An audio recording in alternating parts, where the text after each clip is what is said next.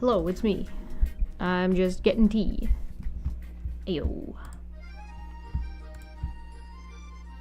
Alright, listen here. Pokemon Theme 5 Cafe Mix. Shh. Hush. Hush your nonsense. It is me. It is me. Your boy. Hello. Hello, friends. Why is my camera tilted like that? Hello, Goblin Miners. Welcome to your obligatory, daily, mandatory, break from cheese mining. This is the mandatory break where you listen to my propaganda. How's everybody doing? It's Thursday.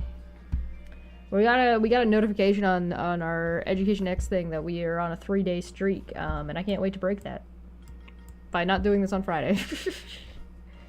What is happening on Friday? Top Hats Off is happening on Friday, so Star Trek is happening on Friday. I think that's it. I think that's everything that's happening on Friday. There's no Dumb Fuck Friday this Friday. Because Monty needs a nap. And I'm forcing her to take a nap. Yay.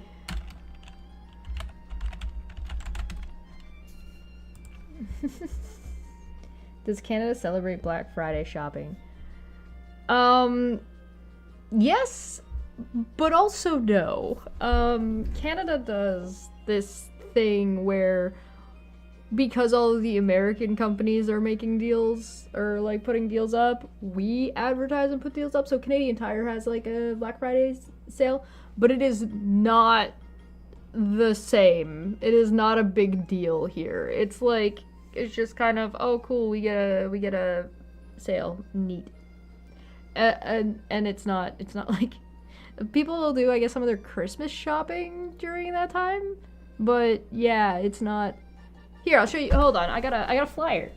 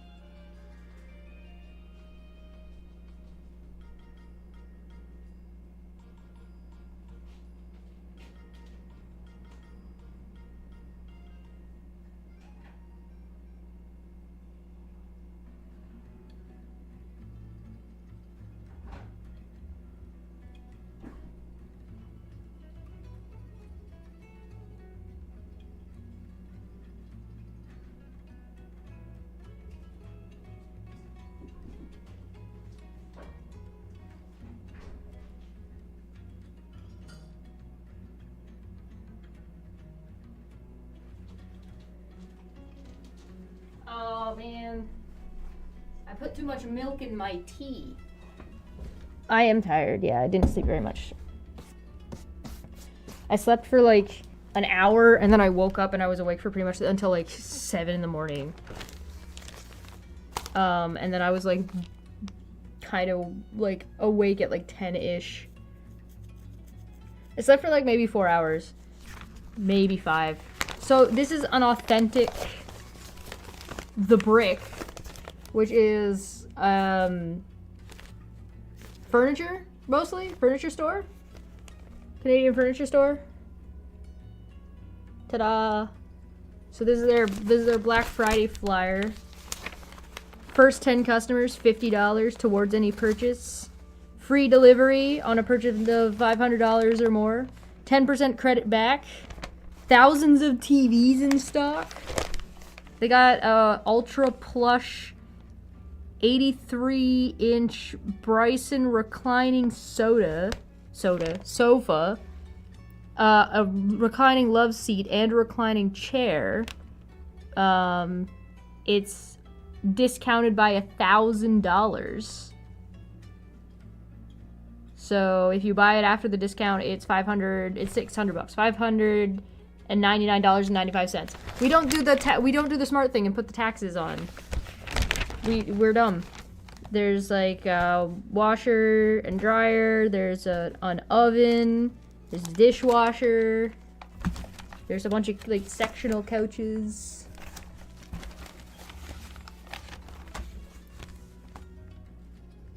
coffee table, mattresses, a neat fireplace stand thing. They got some kitchen chairs and stuff.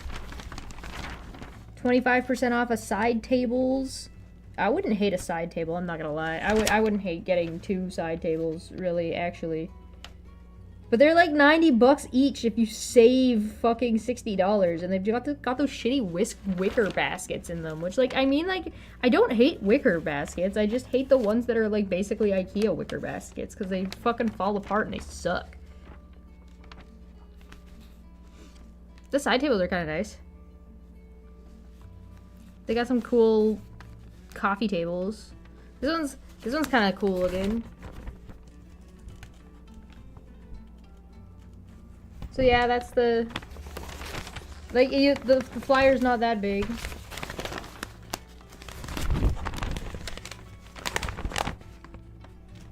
Washer dryers. God, $2,000 fridge. Fuck my life.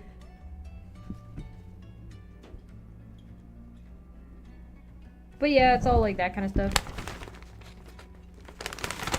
But that's what the brick does. Oh, there's a couple of, little bit of outside lounge chairs. Like outside furniture. There's not a lot of outside furniture. Outside furniture is not usually super duper available this time of the year. It is November. It was snowing at 6 a.m. today, by the way. It was quite lovely. It didn't stick, but it was pretty. Yeah, here is authentic Canadian Tire Black Friday thing. Canadian Tire this week sent 3, I tell you, 3 flyers. So there's this one for Black Friday, there was another Christmas one, and another one with just like their regular flyer. You bought your mattress from them 2 years ago and you were impressed? That's good. This one's got AirPods. Ninja... Is this a blender? Oh, it's an ice cream maker. Save $140. There's one of those, like, light UV masks for your face. A ladder. Ooh. $5 each. 70% off of Master Chef non-stick bakeware. That's really good. $5 each for a muffin pan. $12 for the tote boxes. $50 off of a steam cleaner. I want a steam cleaner. $500 for a foldable treadmill. 20 bucks for stone cookware. That's not too bad. Barbecue's 500 bucks. That's not bad. Christmas trees on sale. There's an air fryer, but it's stacked upwards instead of sideways. When you think Ninja, you automatically think ice cream. Yeah, Ninja is a blender brand in Canada. I don't know. Do you guys have blender? I assume you have blenders. Do you guys have Ninja where you are? I don't mean the blue-haired streamer. Is that guy still streaming? I haven't heard, like, dick shit. That guy was everywhere, and then I haven't heard anything from him. Then again, I'm not exactly in the circle to be hearing about it, but that's the kind of the point. I wasn't in the circle to hear about it, and then I was hearing about it all the time. Ow, my spoon is hot. Christmas socks? 3-pack of Christmas socks for 10 bucks.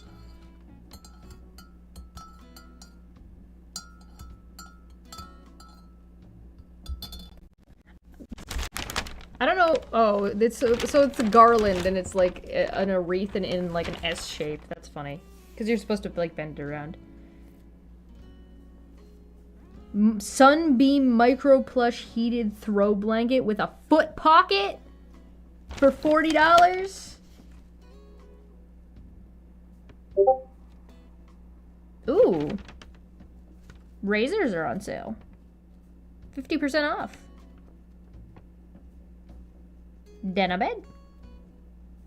Weights are on sale. I was thinking about getting weights. There's weights on sale. You got ping pong tables for 200 bucks. That's not bad. Well, 150 bucks. That's pretty good. This dumbbell set and rack is nearly 50% off. It's usually $550, but it's now on for $300.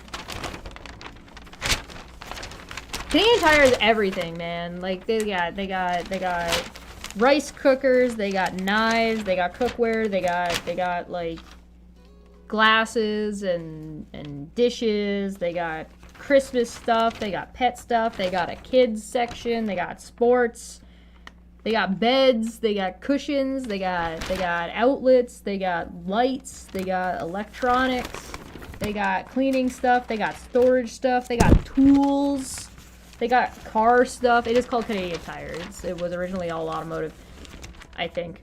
They got Mastercraft stuff. They got little put a light up and poke it and it turns on. They got heaters. They got battery chargers. They got Mastercraft 69-piece screwdriver set with a wall-mounted storage stand that's usually $50 on for $20. That's actually really good. They got outlets. They got their own credit card now, so now you can collect Canadian Tire money on digital instead of in your car. Because, like, everybody kept their Canadian Tire money in a roll in the car or inside that one junk drawer in the kitchen.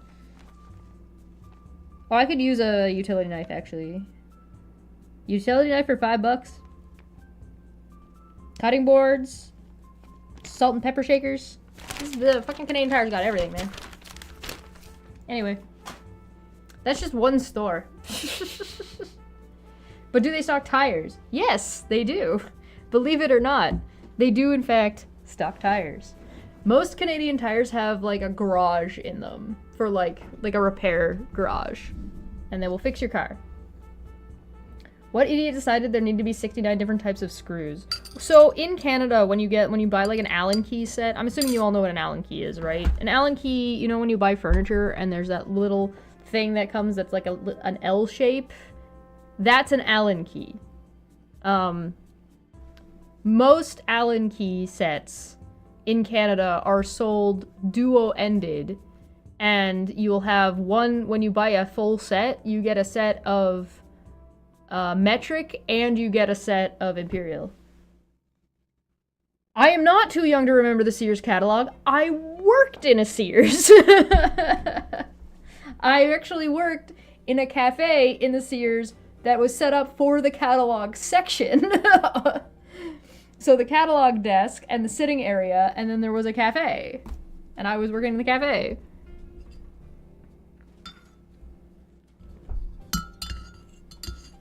I worked there for about a year or so. I actually really liked that job. I really enjoyed working cafe work.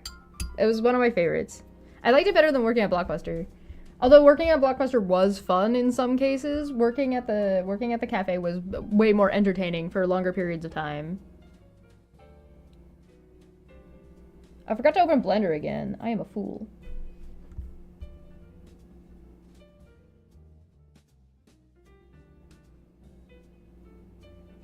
Ooh. I'm gonna have to try that. It's an extension to get rid of AI filters. Interesting. Let me get some of this tea in my face. Who's yelling at me? Oh, it's Chris.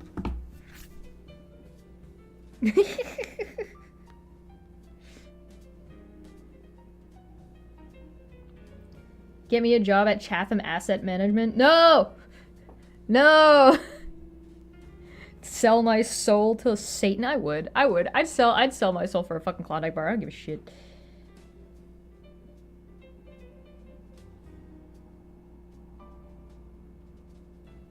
Oh, I posted on...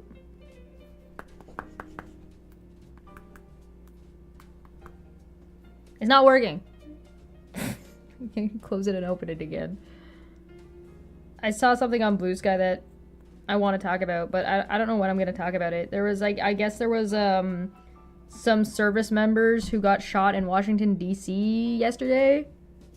And Barack Obama made a post about it on Blue Sky, and it says, "Violence has no place in America. Michelle and I are praying for the service members who were shot." Blah, da, da, da, da, da, da. And it's sad, and it's the holiday season, so like a general like condolences message, right? Like you expect. And I was just like, I don't get this. Like, America, and I said, I don't get this. America celebrates violence all the time. It's a meme that boobs are rated, but graphic violence isn't. Its military is huge, and its police are trained to shoot first. If you don't want the USA to be violent, that's fine, but what is this cognitive dissonance? Admitting there's a problem is the first step to solving a problem. And I don't know, one of the other things is, like, I mean, isn't the biggest sport in the United States football? And it's, like, full contact, like, and then MMA was really, really big. And then isn't there a sport about just, like, slapping each other that's, like, clearly giving people concussions? Like, and I'm not gonna say that Canada's not violent. I'm not saying there aren't other countries that are violent. Like, Canada's main sports are both violent, all except for curling. Curling isn't really violent. It is, like, throwing stones across ice, which is, I don't know, maybe dangerous for seals, but, like, hockey is pretty like, hockey is not as violent as football, I don't think. But it's, like, it gets violent and fights break out, and fights breaking out is one of, like, the more entertaining parts of hockey. Everybody loves that shit. Like, nobody's trying to get rid of the fights in hockey. And the other one is lacrosse, and lacrosse is just hockey, but with a ball and not on ice.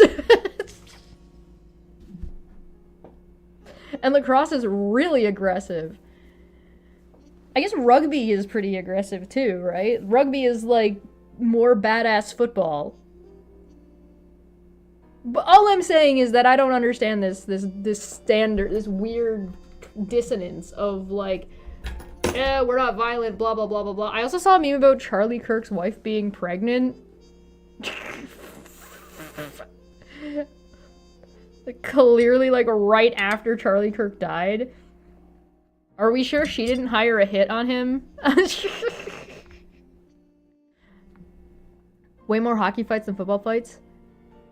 Yeah, I think it also, like, depends. Yeah, actually, that's a good point. I don't know if fights break out in football. Like, the football players don't, like, break out in a fight and start, like, taking off their gloves and punching each other in the head. Right? Whereas, like, football is just, like, spurts of just people crashing into each other. Okay, so the difference is hockey is spurts of people crashing into each other.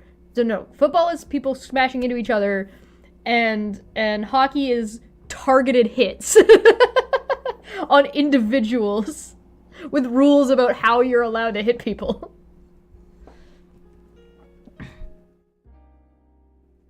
Troops on the street, no violence. See, it works. Troops on the street, some violence. See, we need troops on the street. Yeah.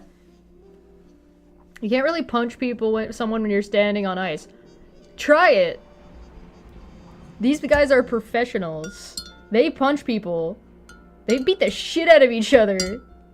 One of my favorite fights that ever happened in hockey that I saw, I wasn't in person because I think it was in Ottawa. It was Ottawa versus Toronto, and Ottawa versus Toronto used to have a pretty long grudge between the two teams, and a fight broke out. And it was, like, one of the playoffs. It was one of the playoff games. I'm pretty sure.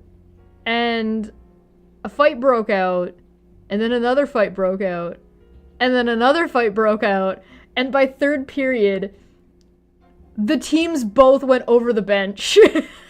And everybody, the goalies, were fighting the other goalies. Like, the goalies left their fucking nets to go hug each other in the middle and slap each other with their big mittens.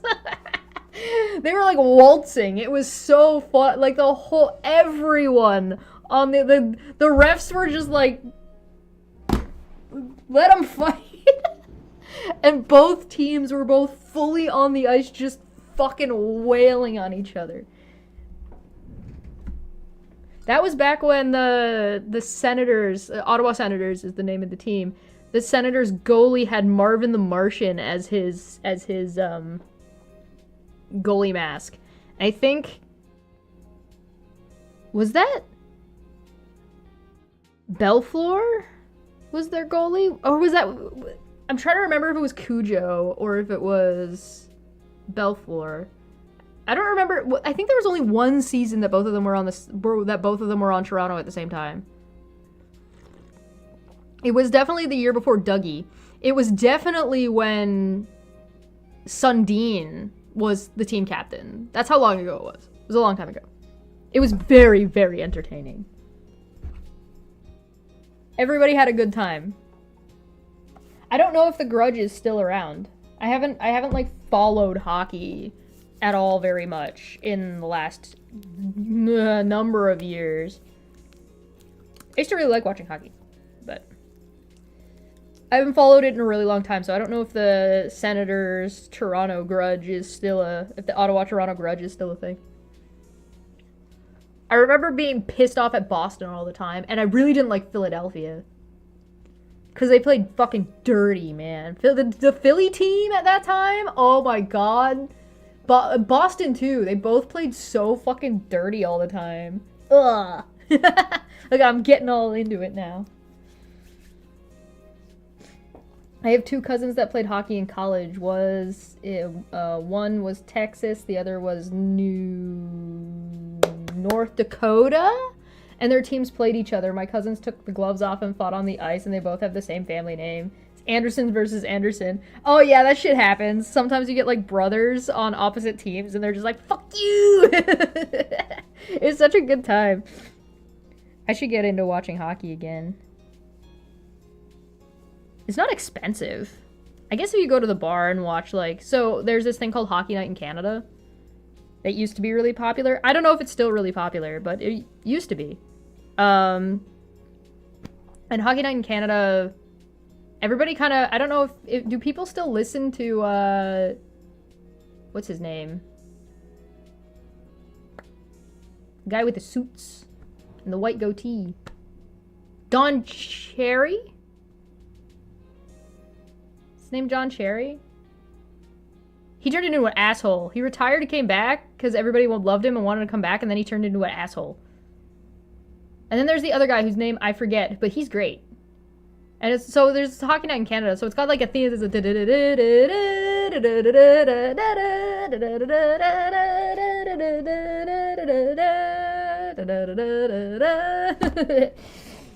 Everybody knows the Hockey Night in Canada theme. No, Gretzky's always been an asshole. His dad was cool. He's a dick. You should have seen when Biden addressed the House of Commons. He said he liked all of your teams except the Leafs. Nobody likes the Leafs. Even Leafs fans don't like the Leafs. That's very funny. I remember both times when Carney was in the White House, he brought up hockey, and he brought it up incorrectly. I imagine that Carney felt like, anytime he's talking to Donald Trump, I imagine he feels like, Ron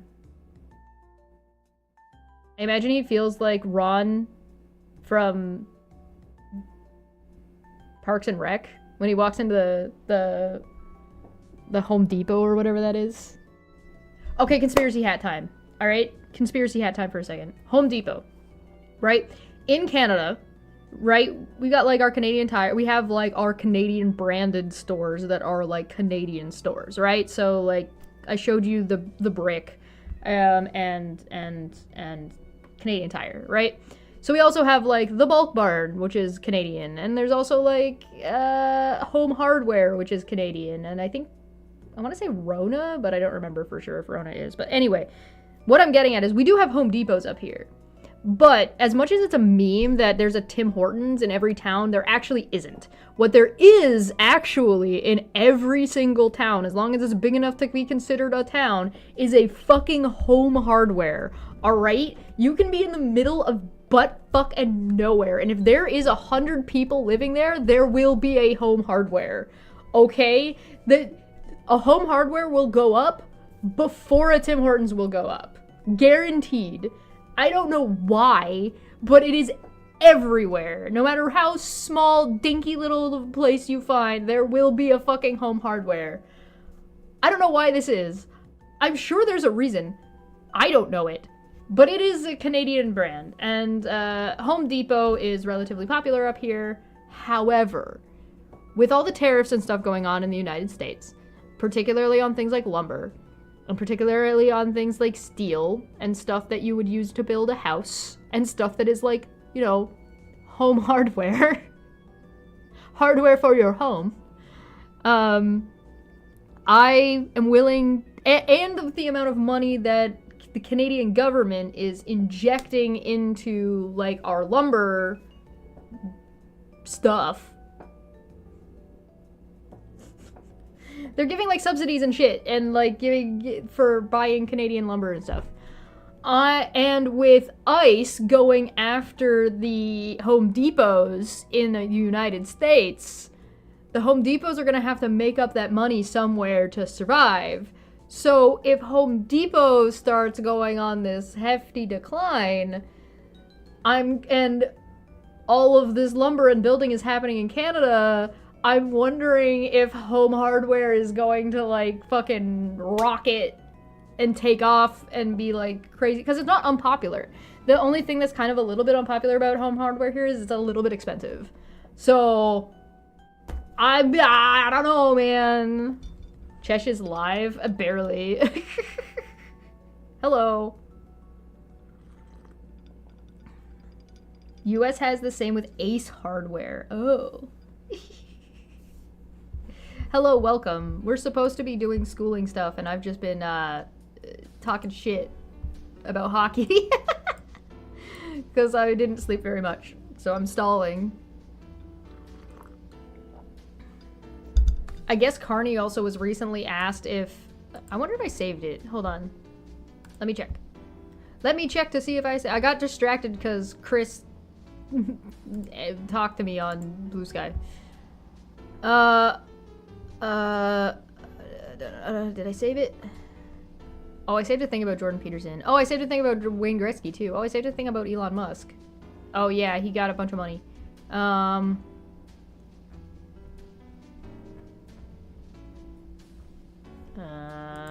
Let me check one other place. Let me check two other places. It might have been on Twitter. I don't know, I barely use Twitter anymore. Once in a while I find some dumb shit. No. Nope. Okay, no, it's not there. I got one more spot. I got one more spot to check. Otherwise, I'll just describe to you what I remember from the clip that I saw. Harvard Canadian Cultural Studies. It's just me with a toque on, poking over a podium being like, so this dumb thing about Canada.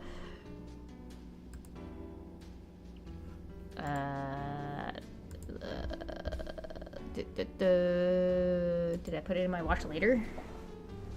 Oh, I forgot about that. Ha! Let me check my liked videos.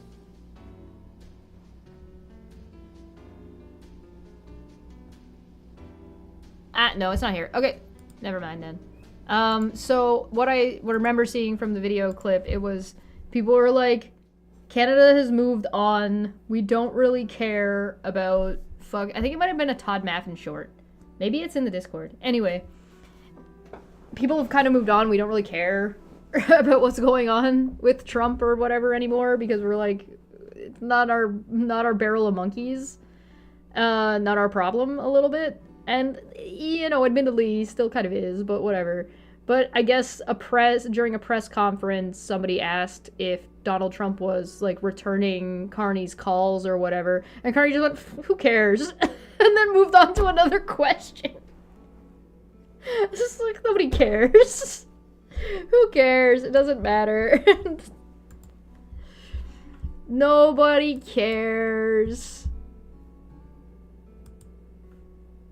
I just thought it was fucking funny, man. He's so flippant about it. He's just like, oh, whatever. I need to open Blender. I keep forgetting to open Blender. I also don't like that Blender opens in full mode every time. Every time it opens, it takes up my whole screen, and I don't appreciate that.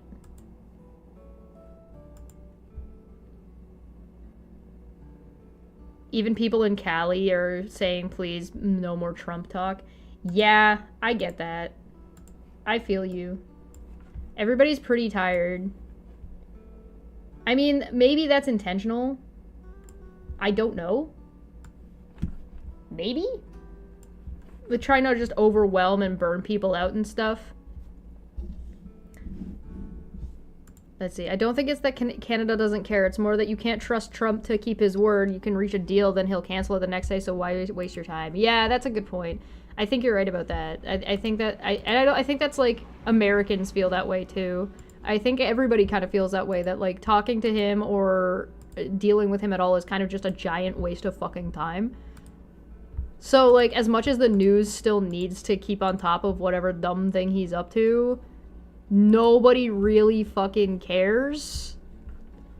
Like, nobody's getting emotionally invested in the way that they were before, I guess. Because, like, you can't. Like, what are you gonna get? You don't hurt yourself. You know what I mean? You're gonna hurt yourself in confusion. People get burned out and stuff. Alright. So here's our Harvard course. We're on instructor analysis. Review the instructor's annotations below. Click mine or peer to view and compare your own classmates' comments and respond if you wish. Be sure to scroll down the annotation window. Oh, my instructor. Let's turn mine off because... Oh my god. Oh, he was like... Oh! Wow.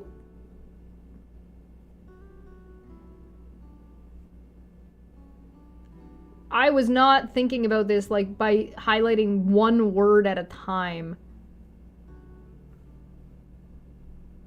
This is literally just the stuff he talked about, though, that we already watched. So I don't feel like I need to go through all of this. We watched this already. Duplicate of... Okay. I'm gonna click OK, just for... Hey. Document not configured. Okay. Contact your instructor immediately. No. I refuse. Final thoughts. Wow, we could have just finished this yesterday.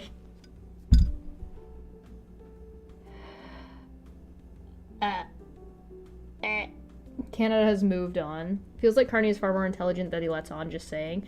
I don't think that he's like... Okay, hold on, I'm coming back.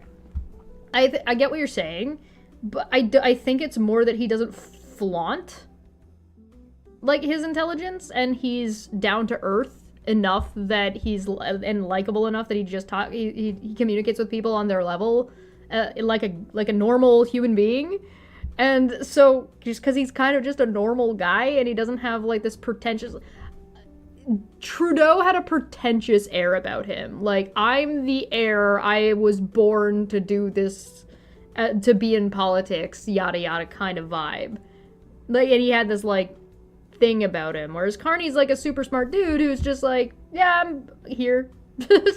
Like, I wouldn't be surprised to hear him make like a dick joke, you know what I mean? Like, he's just personable that way. But yeah, I don't think he's necessarily hiding anything, I just don't think he's flaunting. Especially when you put him like right beside somebody like Trump, who, you know, you know what I mean? Canada has moved on. They had cared long enough and saw it didn't matter, so they moved on. Yeah. What sucks is we all say, it's only Trump when something serious happens, but if you think about it, what if Obama said this? Yeah, that's a good point. There's also the contracts with a neighbor. Feline. Do you just want to take over the channel? Do you just want to take my spot? You can have it. I'll cede the position. It's so, man. Beside Trump, anyone looks good. Yeah, it's hard to look bad beside Trump. All right, did your peers and instructors' comments reveal anything new to you about the speech? Do you disagree with any of their interpretations? How might you have used... I really don't... I already critiqued what the instructor said when we listened to him, so... You want me to move to Canada? No, I'll give you the channel.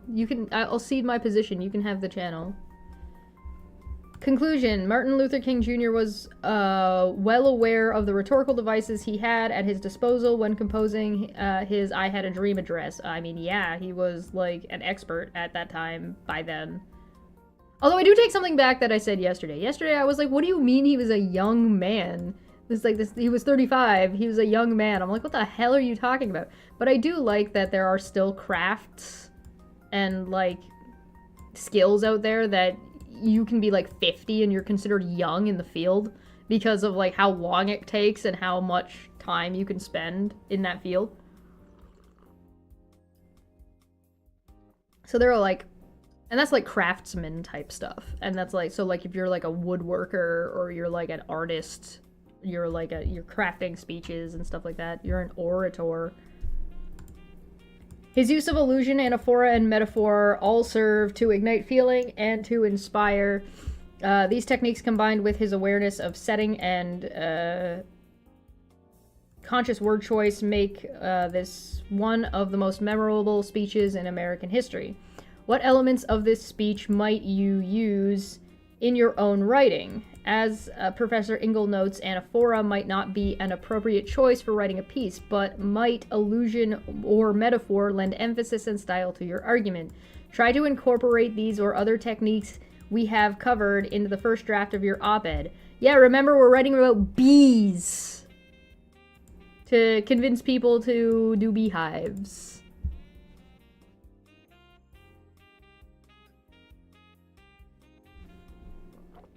In thinking about a topic, you might consider some of the new and continuing campaigns for civil rights happening in your country and around the world. I am not writing an op-ed about civil rights. You could not pay me to write an op-ed about civil rights. Because I would just say, are you human? Yes, no. You get rights? Yes. No. And then I would have to start making an argument about how, like, treating life with respect regardless of species should also be a thing. And like in some countries it is. And some of that is also like, okay, as much as we sit around and talk about rhetoric, and as much as we're sitting around and talking about philosophy, and as much as we sit around and talk about some of these things and like veganism and like being able to engage in politics on a some level, is all of this is a privilege.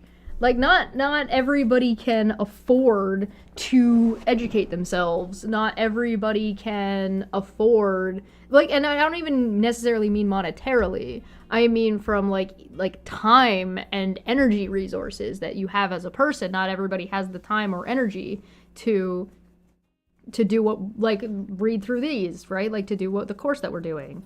Not everybody has the money to do X, Y, or Z, or they don't have the money to do something fundamental to afford groceries or something, and so they have to spend more time doing something to get themselves the money to be able to afford the groceries. It's why some scientists refuse to debate evolution, because they see it as a waste of time. Yeah, I mean, debates and discussion is also, like, especially in the era of social media and the internet, is such a privilege. It's not something that you, like, and some people just squander it. Some people just waste the fuck out of it, and it's crazy to me. Like, so, like, what are you doing? But, like, and I usually mean that not from a viewer standpoint. I mean that from a content creator's standpoint. I think there are just also multiple ways to approach something like that, and that's like a long-standing like conversation, right? Like, should you debate evolution? Should you debate flat Earth? Should Ken Ham should Bill Nye the Science Guy have debated Ken Ham? Was that actually a good idea? And like, there are good arguments for both, right? There are good arguments to say, yeah, no, he should have, and it's important that people blah blah blah blah blah engage, blah blah blah blah blah. And then other people say no because you gave attention to this thing that would have gone otherwise unnoticed, and now it's a phenomenon. And it's like, well, maybe. I love to know more about bees.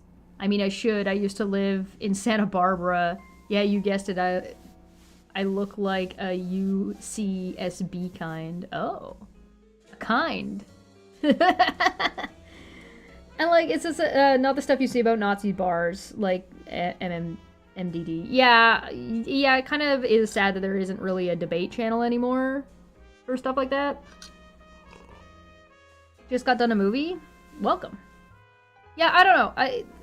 I think that some things can do with a proper debate, but you don't necessarily need a scientist to do it, right? And scientists aren't necessarily always going to be the best at debating their topic. Right? Because not every scientist is a good communicator. Right? You could have a scientist working with somebody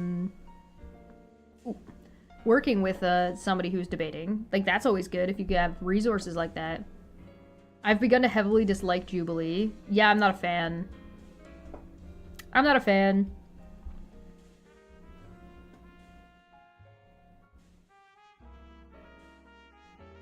Yeah, then there's also, like, the difference between, like, debating and debating, right? There's a difference between having a proper discussion or debate with, like, time frames and like, what you're talking about, like your, like, the horseman style debating, right? Where you have, like,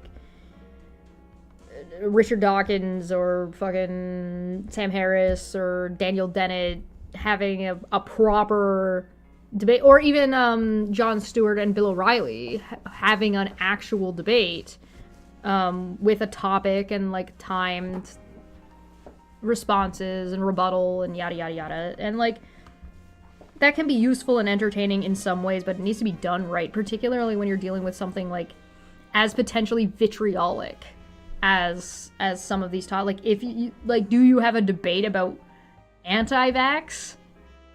Well, no, but you might be able to have a debate about the effectiveness of vaccines if you got the right kind of person to do it.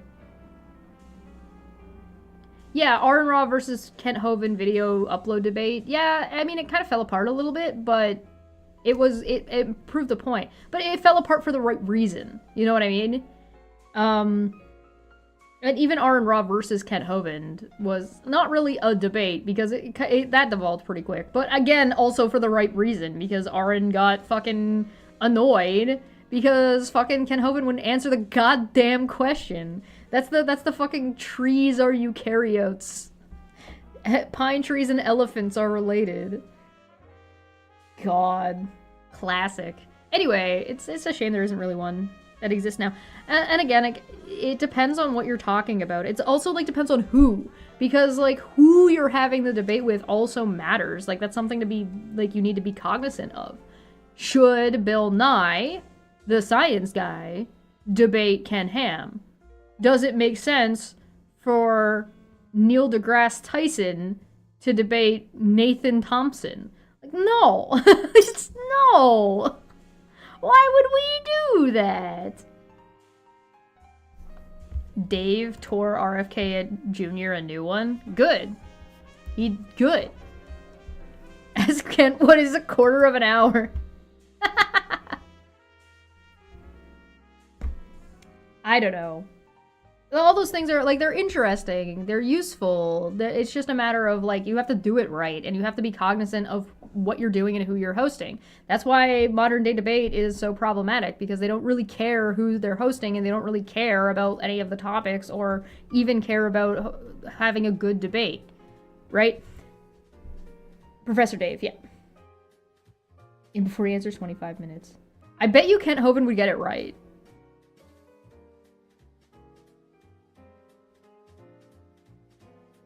Yeah, sure. I like, there's the degree of, like, do you want to give credence? Do you want to debate this because it gives credence to the point?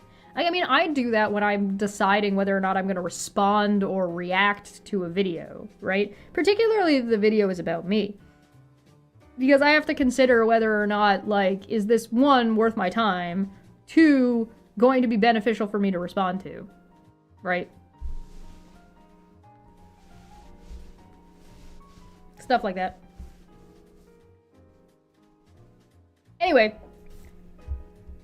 You couldn't pay me to write an op-ed about civil rights. My op-ed about civil rights is going to be the worst people are people, we need to treat them as people, and people are animals.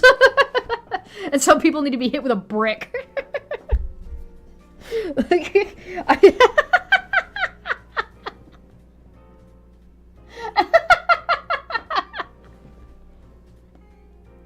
brick! I should get a brick. Like, I should just have a brick as part of my set.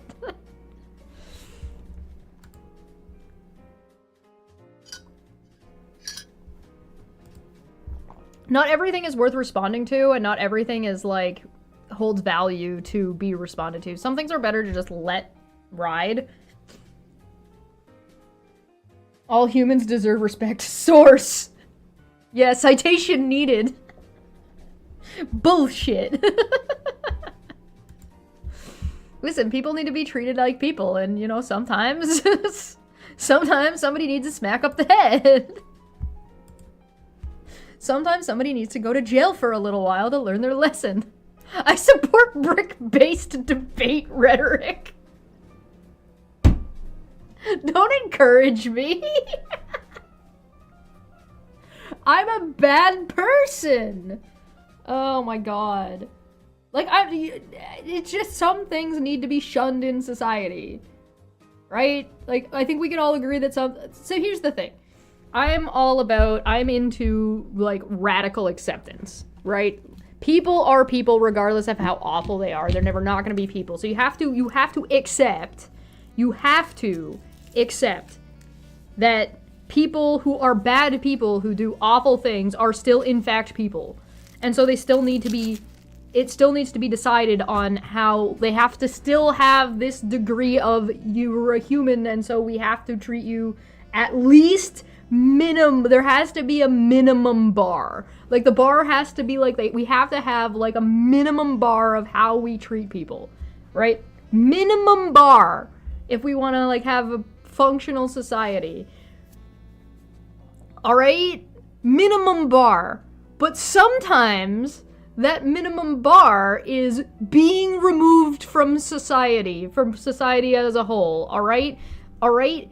I'm not saying you need to torture these people. I'm not saying these people need to be, like, thrown in isolation forever, but some of these people need to get tossed into the fucking sun, okay? All right? Go away. Like, if you can't properly exist in society and you are constantly going to be harming other people, and your basis for harming other people is because you don't like them, get the fuck out. Now, maybe what get the fuck out looks like changes and is different for certain things. Like, that's kind of what jail is. And I think some people can be reformed and some people can't. And I think that there's a reason, there should be a reasonable attempt to be made at reforming somebody. There are people who were Nazis who aren't Nazis anymore and are perfectly kind, nice people now. So if they can be reformed, then great. Fantastic. If you have an issue and you've done, like, you killed somebody because you have anger management problems or some shit like that, then you go to jail, you do your reforming in jail, where you get, like, psychological help and you get, like, learning coping tools and blah blah blah blah blah blah blah, and there's a reasonable attempt, and then you can go back out into society again and start participating, and then we, like, slowly reintegrate you into society. But there also needs to be this attempt at reintegration that needs to be part of the system, because if there's no reintegration process and you just give somebody fucking access to these things and then take all that access away and then dump them in the middle of a busy city, you're gonna fucking cause more problems. That's not their fault. That's your fault at that point. And some people just need to be hit with a fucking brick. Sometimes... Alright, cannibalism gets a bad rap. Alright?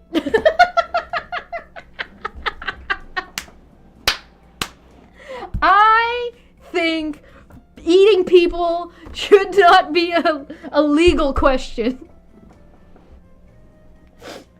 Alright? Re-education camps. No.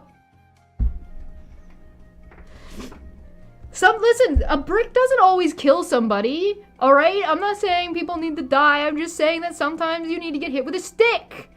So sometimes people do not learn until they get getting whacked by consequences. Some people need to go kneel in the ancestral hall and pray to their ancestors for 3 days. Okay? So they're never gonna learn. Some people, so I call these, affectionately, I call these people tactile learners. Tactile learners are people who will not learn until it happens to them. Right? They will never understand anything happening to anybody else until it happens to them. And when it happens to them, they get it. They're like, oh! So sometimes somebody might need to, like, experience slavery to understand that slavery was bad. Okay?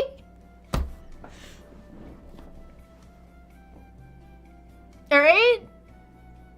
Alright? Maybe some of this reforming can be like experiencing the thing that you're trying to do to other people. I don't think cannibalism is bad. I think cannibalism is fine. It just needs to be consensual. It's the non-consensual part that's the problem. I don't care if somebody wants to eat somebody else's leg. Why do I give a shit?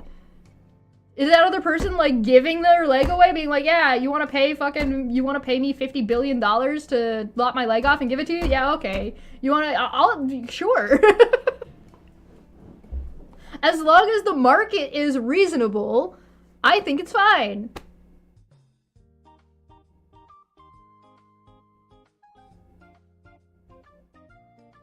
There's good biological reason for it to be bad. For some parts of the brain, like some parts of humans. So probably don't eat some parts of people. But like, you could say that about anything. There's good biological reasons that it's bad to eat like all kinds of shit, and we do that anyway. I think cannibalism is fine. I also think necrophilias probably shouldn't be illegal. It just should require prior consent. Like, as long as there's consent, like, obviously a dead body can't consent, but if I sign a waiver fucking before I die, and I'm like, yeah, my body can be used for sex stuff, I don't care, cause I'm fucking dead, then that should be legal. Like, I don't think that should be I don't think that should be a legal problem.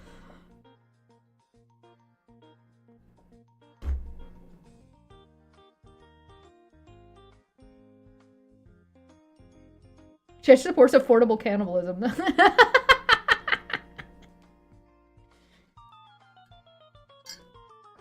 Don't we liposuction a bunch of fat out of people? We should be making people soap. We should be making soap out of people. Why not? What else are we using it for?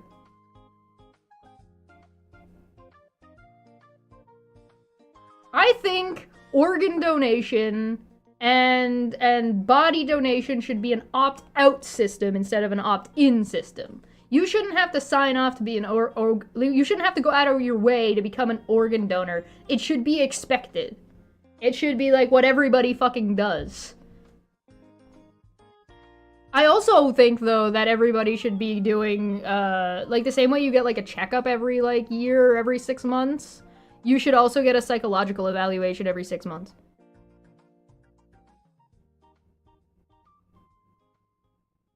Human tallow. Get rid of wrinkles. There's this interesting case about this a year or two ago involving a donation of a man's body to science, but the body was instead given to an oddity tour where they did a public autopsy. Well, I mean, does that count as science? It's an autopsy.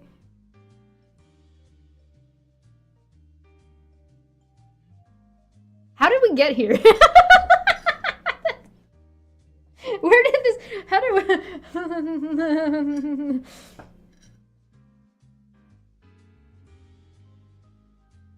All I'm saying is people get, like, really weird about things for not really a good reasons. People give me shit for being a donor. Why?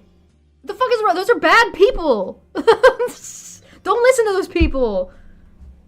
Everybody should be being an organ.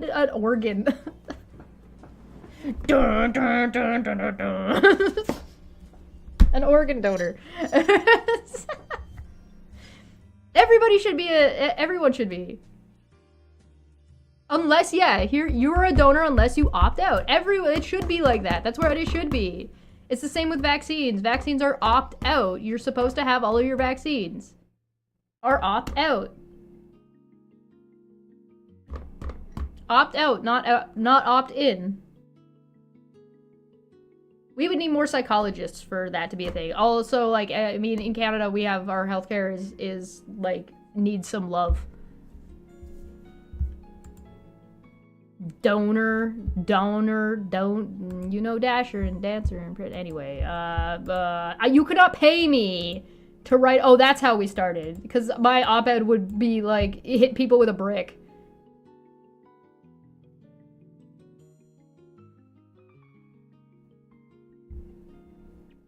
The original title of this unit in the on-campus course was Civil Rights: A Long Struggle. For many groups, that struggle continues today. It affects millions both directly and indirectly. King's words have inspired thousands to raise their voices in protest. Whatever your cause, what you learn in this course will help you raise and strengthen your own. Bees! We're gonna talk about bees. Train bad? No, train good. Train very good. We like trains here. Why is train bad? Oh, too many people on the train. You grumpin'? You grumpin'? You having a grump? The drafting process. In this module, you need to work on the first draft of your op-ed. During the course, you will compose either 2 for auditors or 3 for IDV learners drafts of your op-ed and do the same for your short speech. Final drafts of IDV learners will be graded. This course is designed in this way so that with each subsequent draft, you'll be adding elements from your growing rhetorical repertoire. Ooh. The drafting process is critical to producing high-quality writing that is clear, concise, and logically sound. Is it not your hangover? Oh yeah, I mean a hangover would do it. Hangovers make travel complete shit. Nobody likes traveling with a hangover. You don't like cancellations? Yeah, that's rough. I want more trains. I'm invested in more trains. More trains, please, for me. Thank you. Drafting a nation. The Declaration of Independence, whose text echoes through most of the speeches in this course, considers, was not written by one person in one sitting. I wonder if, okay, guys, do you think it would be interesting if the University of Toronto, which is considered the #2 university in the world, if the University of Toronto has a rhetoric course online, do you want to take that one too and then compare the notes after we're done this one? So we can compare, like, the way Toronto does it and then the way Harvard does it. That sounds interesting. You guys think that would be interesting? Instead, it went through many drafts and much revision. The committee chosen to draft it gave the task to Thomas Jefferson. When he finished it, they revised it and submitted it to the Continental Congress on the 28th of June in 1776. I swear to God, if this is on the quiz, I'm going to be mad. Beginning on July 1st, the Congress revised the document once again, making both substantial and stylistic changes. The finished version was signed by John Hancock, and only John Hancock, on the 4th of July, marking the birth of a new nation. The other delegates slowly added their signatures over the next 4 months. Let's take a look at some of the changes the committee and Congress made. Words and phrases stuck out by the committee or the Congress will be shown in strike-through text. Those they added will be in brackets. The changes to the final paragraph of the declaration alter both tone and substance. I do like the idea of rewatching National Treasure. Isn't that the one with Nicolas Cage where he steals the Declaration of Independence? If we got a better look at the Declaration of Independence and it fucking looked like this. It's like fucking scribbles and it's got fucking highlighter in it and it's fucking it's like little clouds in the corner because somebody was drawing badly drawing anime eyes in the corner. Traveling with a hangover, especially overseas. Trains are good because you can bring alcohol. I think you can bring alcohol on planes too.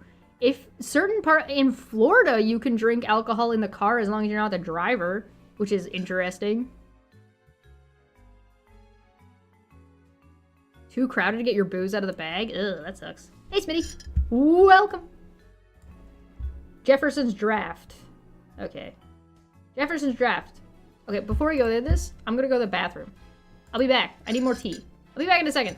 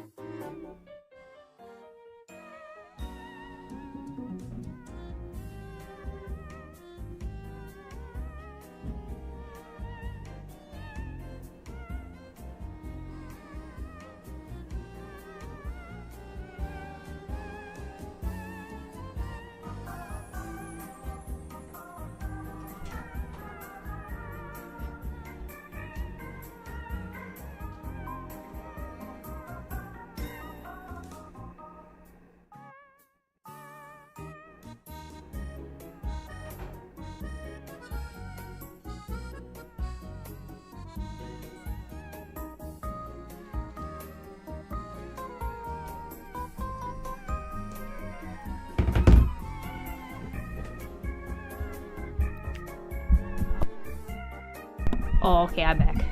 Okay. What do you why is there an apology for me in the chat? What happened? What did you do? What have you done? Writing programs. Oh, for the University of Toronto. Very nice. Thank you, Feline.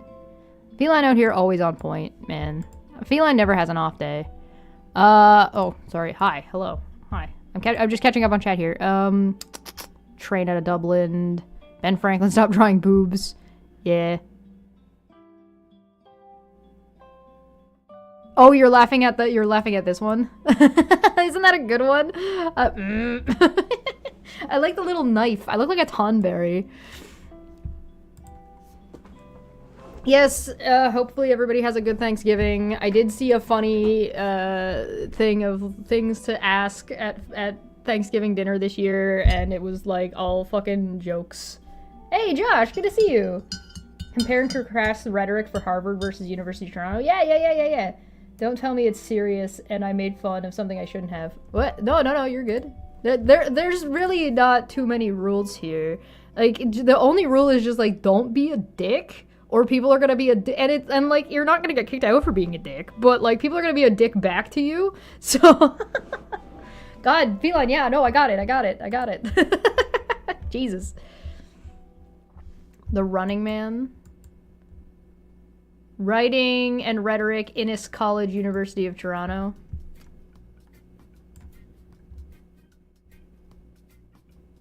Reading critically and analytically. Meet our students. I don't want to meet I'm sorry, I don't want to meet anybody. That's why I'm doing this online. Don't talk to me. That's not true. That's not true. I just don't want group projects. Oh, God. Canada rule number 1. Don't be a dick. Otherwise, moose.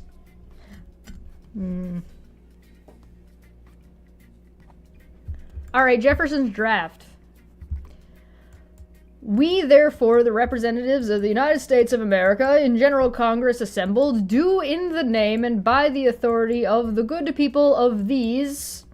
striked states reject and renounce all allegiance and subjection to the King of Great Britain and all others who may hereafter claim by, through, or under them. We utterly dissolve all political connection which may heretofore have subsisted between us and the people or Parliament of Great Britain, and finally we do assert and declare these colonies to be free and independent on strike. These and that as really do in the name and by the authority of the good people of these and that are free and independent states. They have full power to levy war, conclude peace, contract alliances, establish commerce, and to do all other acts and things which independent states may of right do.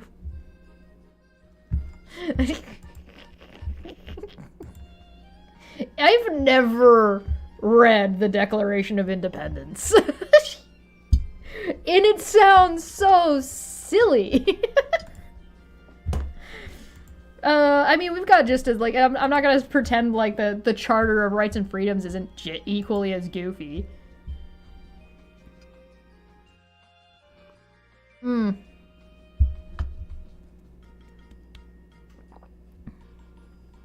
The next example of real-life rhetoric videos I sent you will be professional wrestling promo videos. Those get spicy. Yeah, professional wrestling videos are great. Those are crazy. They're like monologues. And for the support of this declaration, we mutually pledge to each other our lives, our fortunes, and our sacred honor. Final version. We, therefore, the representatives of the United States of America in General Congress assembled, appealing to the Supreme Judge of the world for the restitute of our intentions? Rectitude?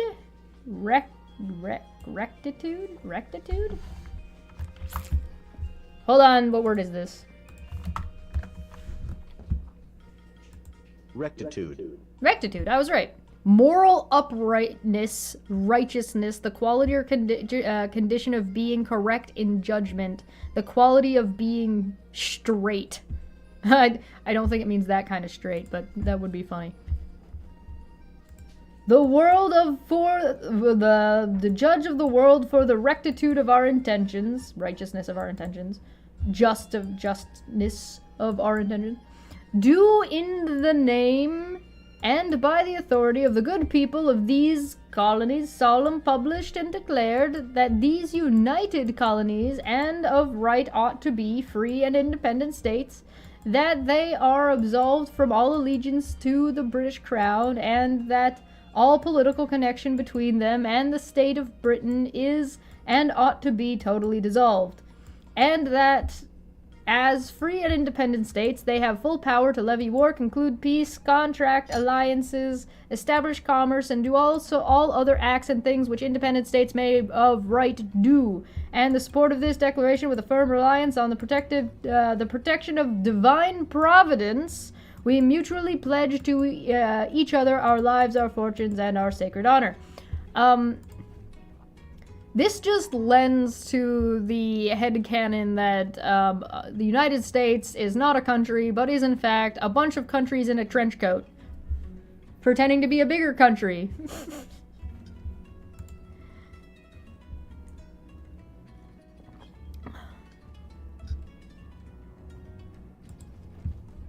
The Congress replaced the first states in Jefferson's draft with colonies. What do you think is the effect of this change? I have no idea. Were some of the states not states yet, and were considered... I mean, colonies is referencing them as if they are still part of Britain, and states would have separated... acknowledged that they were already separated, I guess. I don't know.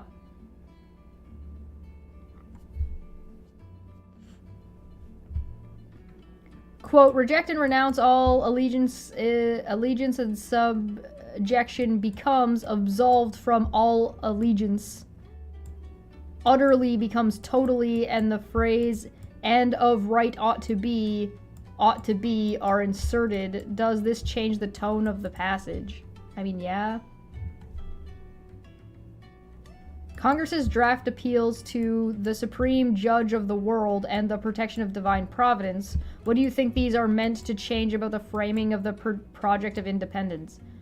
That it has religious connotation, and like it's the whole idea that human life is sacred and that like God has ordained this thing, thus giving it some imaginary power. I don't think that you claiming that God ordained something actually gives it any real power. Because how the fuck do you know? Also, I'm not convinced about this life is sacred thing. I don't know. I think we made that up. I think we might have made that up because we want to be special. And we're a little bit self-centered and we want other people to not attack us. So if we say that all human lives are sacred, and then we start adding in like, except that guy over there. Yeah, God is on our side. Hey, Slicks, welcome.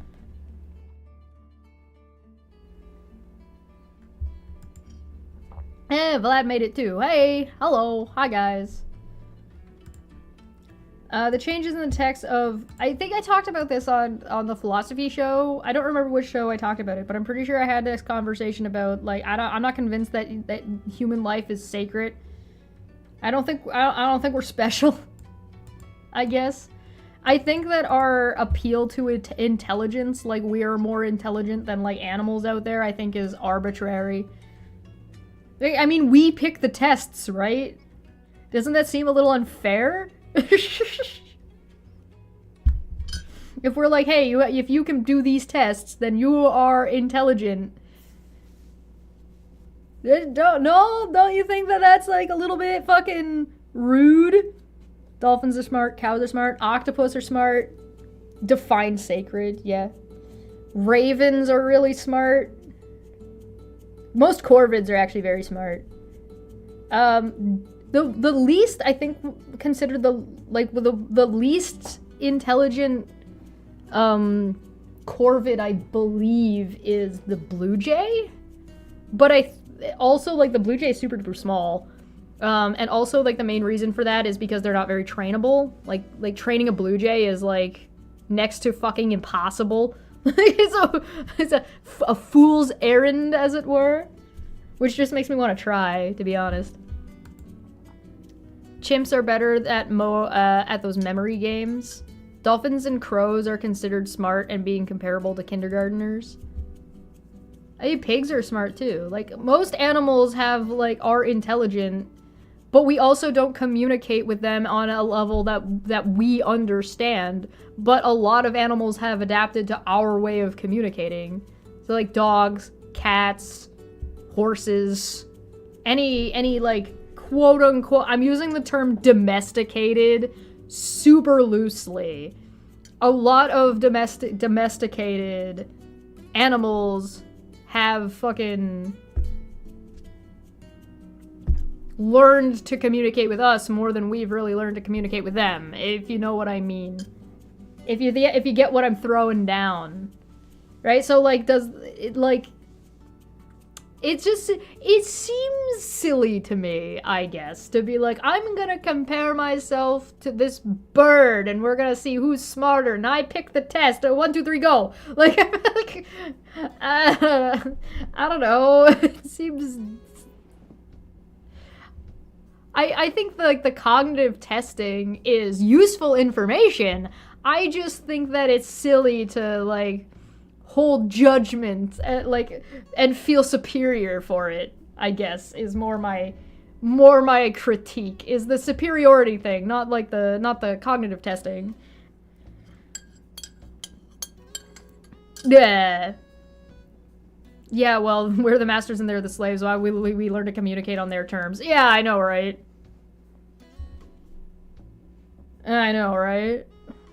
Cringe. Anyway, the changes in the text of the opening paragraph are largely stylistic, cleaning up of prose, reducing paired adjectives to single ones, and generally making the sentence shorter and simpler. When in the course of human events it becomes necessary for one people to advanced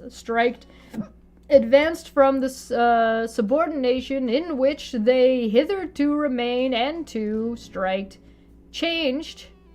dissolve the political bands which have connected them with another, and to unband or unadded original. I don't know how to say this in a way that would easily communicate. Striked and bracket, I guess. Unbracket, end bracket. Assume among the powers of the earth, and strike equal and independent, unstrike, bracket, separate and equal, end bracket, station to which the laws of nature and of nature's God entitle them. A decent respect to the opinions of mankind requires that they should declare the causes which impel them to strike change, bracket, separation. Octopods, octopus, octopussies, octopies, octocream pies. Why am I like this? Jays and raccoons are both scrubs. That's why they can only get employed at the park.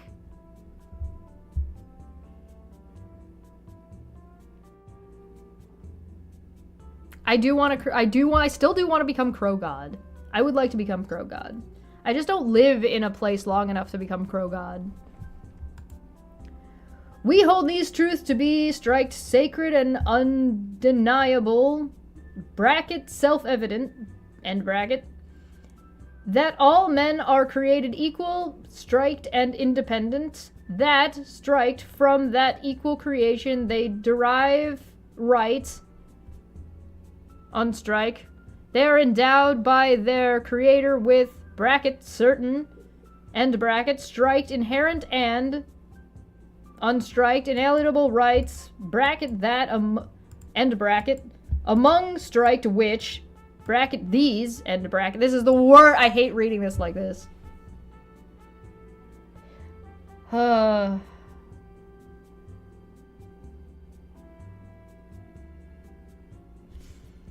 Are strike the preservation of, end strike, life, liberty, and the pursuit of happiness, that to secure these striked ends, end strike, bracket rights, end bracket,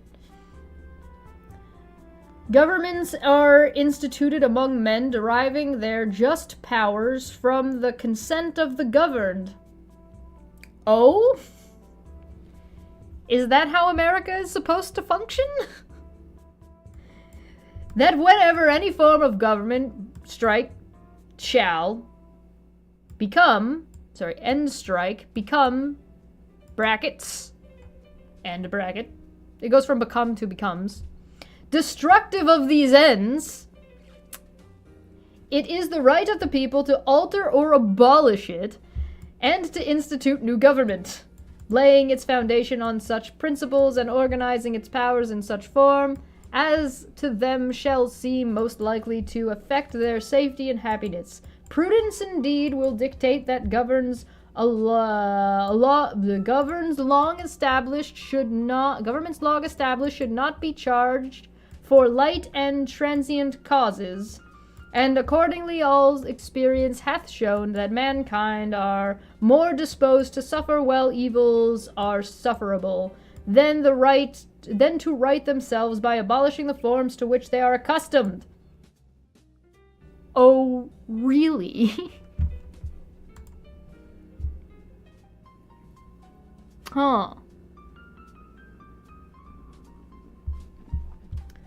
But when a long train of abuses and usurpations strike begun at a distinguished period and on strike, pursuing invariability the same object evinces?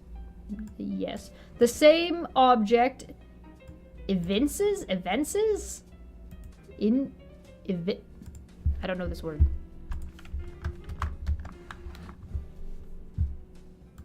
Evinces.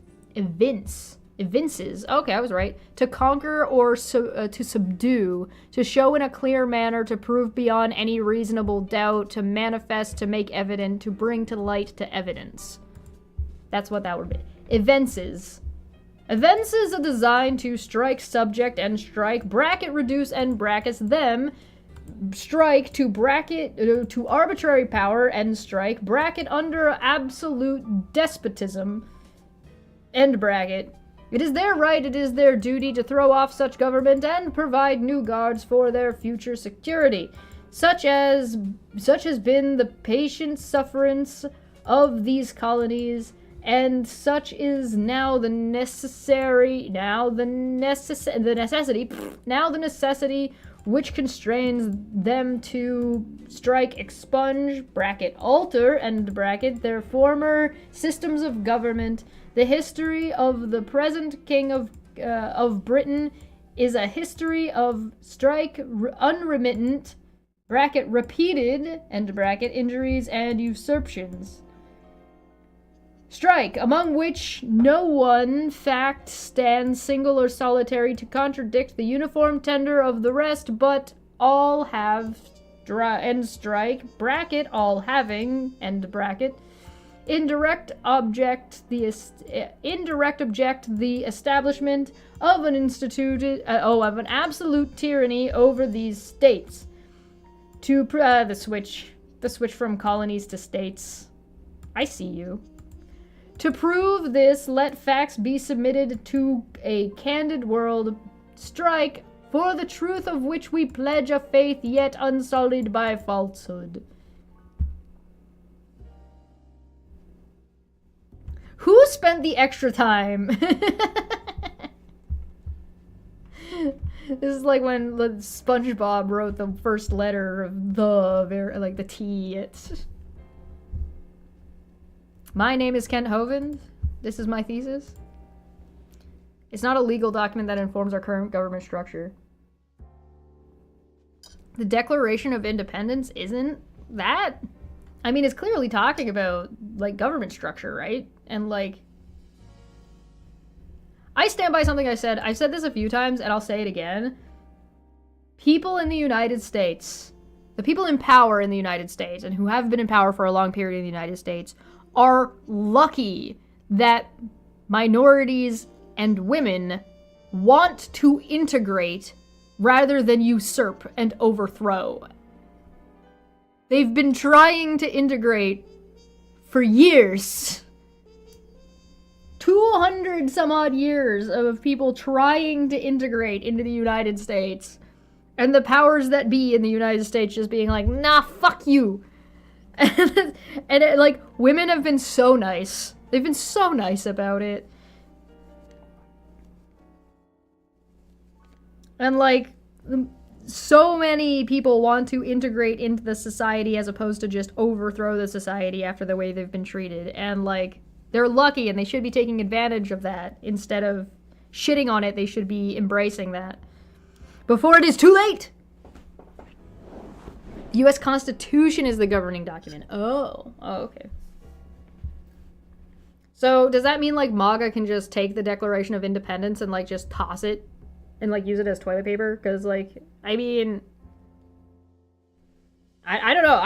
I'm not saying this... Again, I'm not trying to say this because, like, to shit on the United States. I'm saying this because I don't actually know these things. The most infamous change that the Continental Congress made to Jefferson's document was to strike out several passages that condemned slavery in the colonies.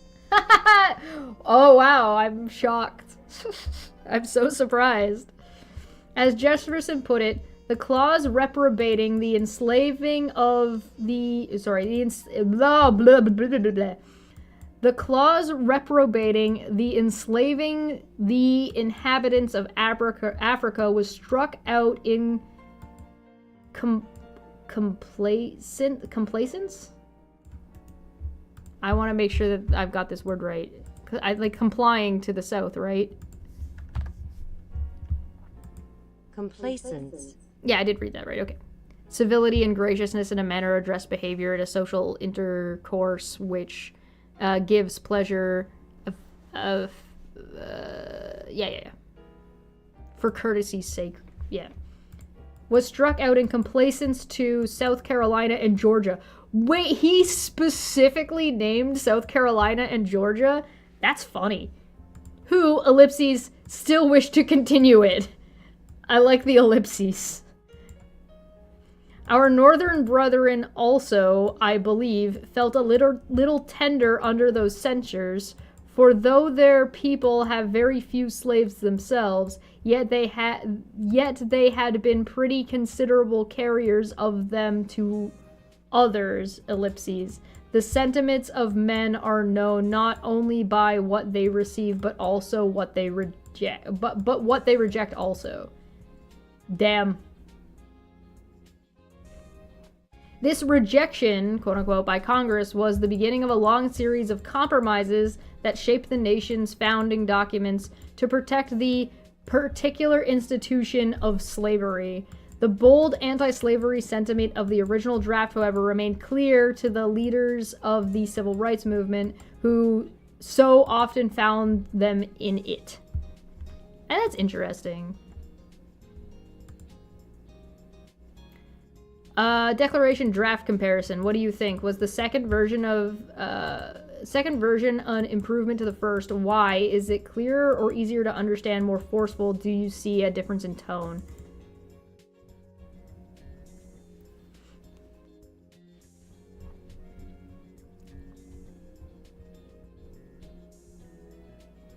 For which part?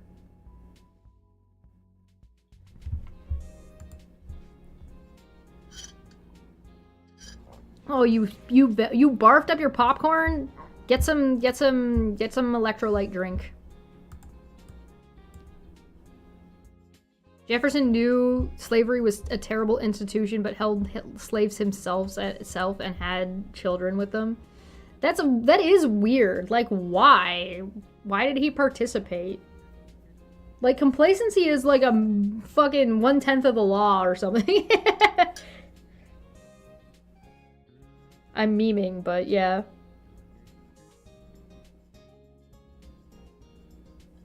It seems to me that the compromise to remove the anti-slavery bits just because the North's fifis were hurt and South Carolina and Georgia were being dicks was probably a bad idea in the long run. Like, the compromise in the short term seems like it probably worked, but I feel like in the long run it seems to have forced people with very, very different ideologies to pretend that they exist within the same American dream, and they don't. At least looking back in 2025. It, like, that... I don't know, because, like, it really does seem like the United States is of at least two minds. And has been for a very, very long time. And maybe it's just because of, like, my age and when I was born and, like, the time period I've lived through. The United States has been pretty divided the entire time. I'm not that old compared to a country, to be fair. And maybe, like, in the long term it ends up being better or not, I don't know. But it seems, at least at this point in time, that the compromises, like, maybe the compromises were just a little bit too much. And, like, maybe less compromises would have been better. Am I older than some countries? Maybe, but that doesn't mean I'm old compared to a country. Like, a country's gonna survive a lot longer than I will. Probably. Allegedly. God, I hope so. This is South Sudan. Yeah. Yeah. I'm not talking about total age, though.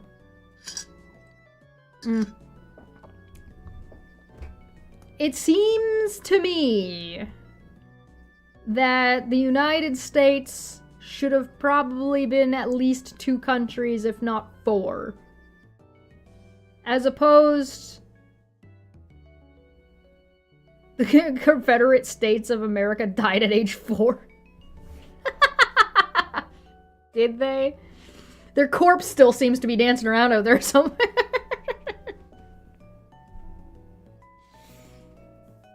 I'm a 17-year-old goblin lich.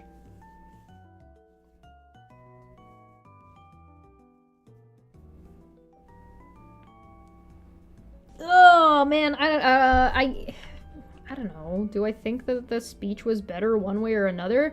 I feel like the speech probably should have kept its anti-fucking slavery message.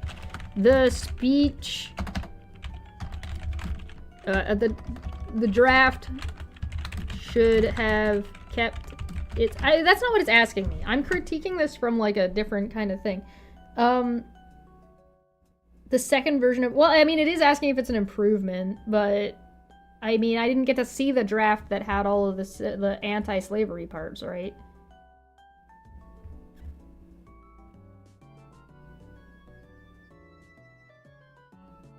I mean, taking out unnecessary repetitive language, I think, is good. Simplifying it is a little bit also good.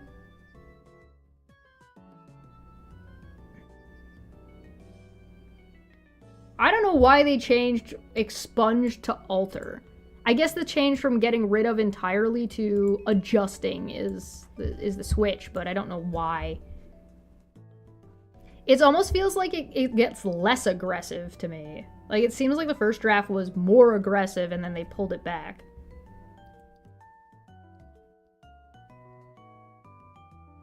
Russia's in its 30s. Is it?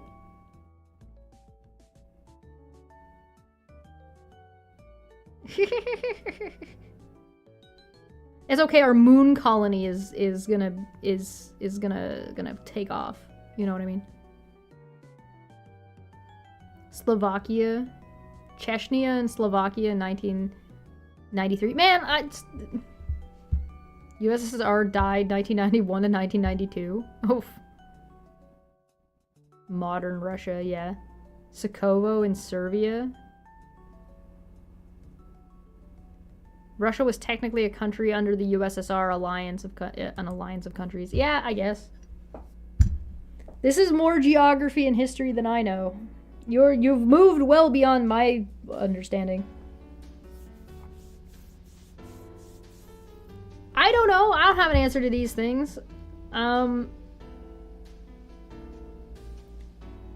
Making the speech shorter, or making the declaration shorter is good. Short and sweet for, like, it's a declaration. I think short and sweet. Making the declaration shorter is short, sweet, is good. Is good.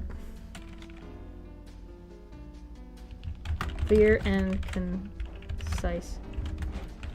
I just want to declare something. To be declarative rather than argumentative. Concise, declarative. Alright, what else do I think? Is the second version an improvement from the first? In some ways, the second draft is better. It does seem to lose some of the more aggressive language that I think should have stayed. E.g.,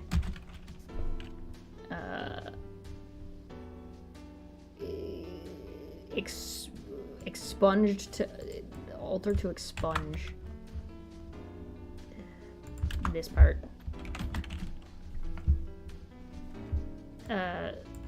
This is striked. Striked.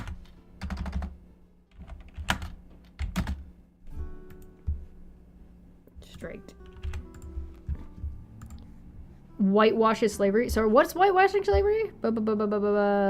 Instance Virginia colony. Where's geography and history class from Harvard? Chechenys then next. No. I don't want to do a geography course. I also don't know if I want to do I don't want to do a history course from a university in the United States. If I'm gonna do a history course, I do not want to get my history from the United States. No offense, but no. I would rather go somewhere else. It's not you, it's me. I'm gonna shop around for that one.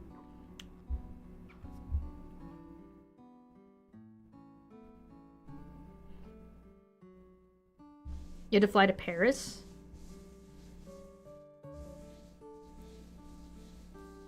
Oh, that's crazy. Kicks a slavery can down the road. Yeah. I think that the anti-slavery stuff should have been kept. Looking from a non-American point of view, as well as in the year of our Lord 2025, the number of compromises to spare the feelings of people who had already agreed it was wrong anyway has historically and presently done more damage than good, let alone fucking Georgia. And what was that? Was it Georgia and South Carolina. Sorry. And South Carolina. There.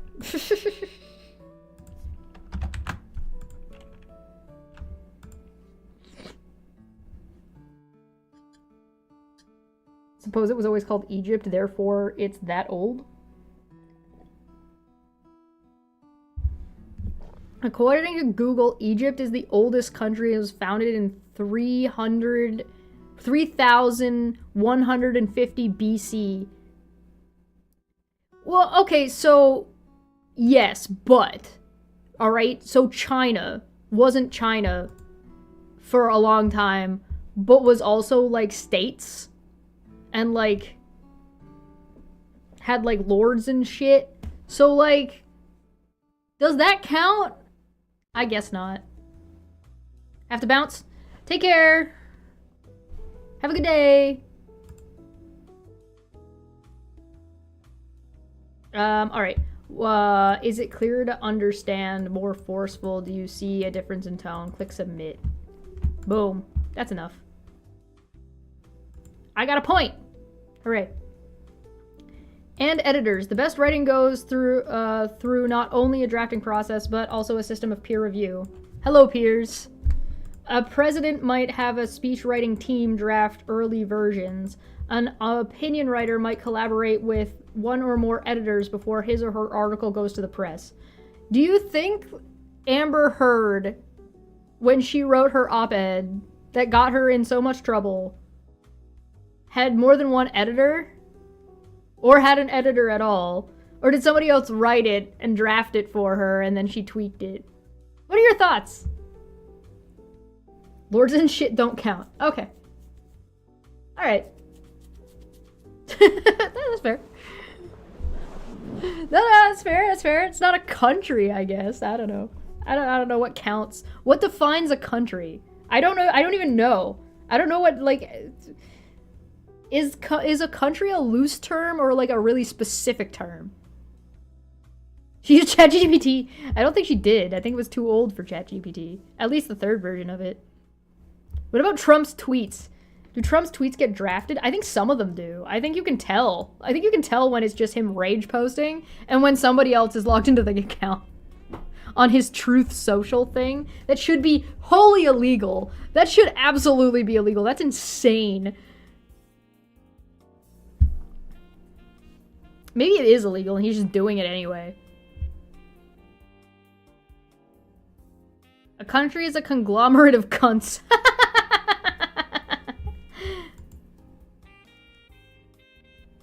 Wonderful. Alright.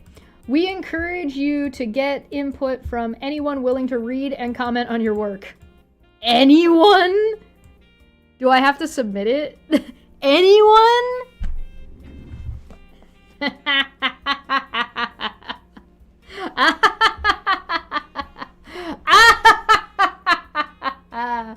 Alright. Later in the course, you will have the opportunity to submit your speech to your peers for comment. You may then decide which feedback to integrate into your final draft. Notes from the field. Advice on the op-ed. Lisa Debode is a journalist who has written for The Atlantic, The Nation, The Village Voice, The Guardian, something or another, something, CNN.com, Al Jazeera America. She has won numerous prizes and recognition for her reporting and was a 2018 to 2009 research fellow at the Knight Science Journalism Program at Massachusetts Institute of Technology. She currently serves as the deputy editor for digital content at Public Radio's The World. Here, Miss Dubois shares her, Debode, whatever. Shares her advice for writing a well-crafted, compelling op-ed. Okay. Advice from an expert.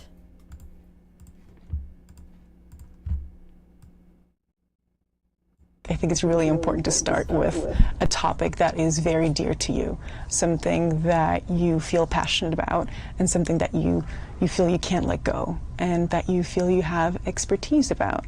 And I want to remind everybody that we picked bees. I am not an expert in bees. I am not an expert in anything. So we picked bees. How passionate are we about bees? Bees in the chat, please, everyone. Bees, bees, bees. Thank you. And then I would recommend, or I would suggest, to go and talk to a friend. Explain in your own words what it is that you're trying to say before you even sit down at your computer and write things down. And so in a few sentences. Can I add a piece of advice to this? I know I'm not an expert and she's the expert, but can I add a piece of advice to what she just said? Which was like, go and talk to like a friend and describe your topic and stuff and talk to them about it. Record your conversation. Like record the conversation that you have. There are times where I fucking have a great idea and I start talking to myself in the shower and I'm like, shit, I should have recorded that, but it would have been filled with shower noise. I'm gonna start just doing that. I'm gonna start just going live from my shower and just talking shit.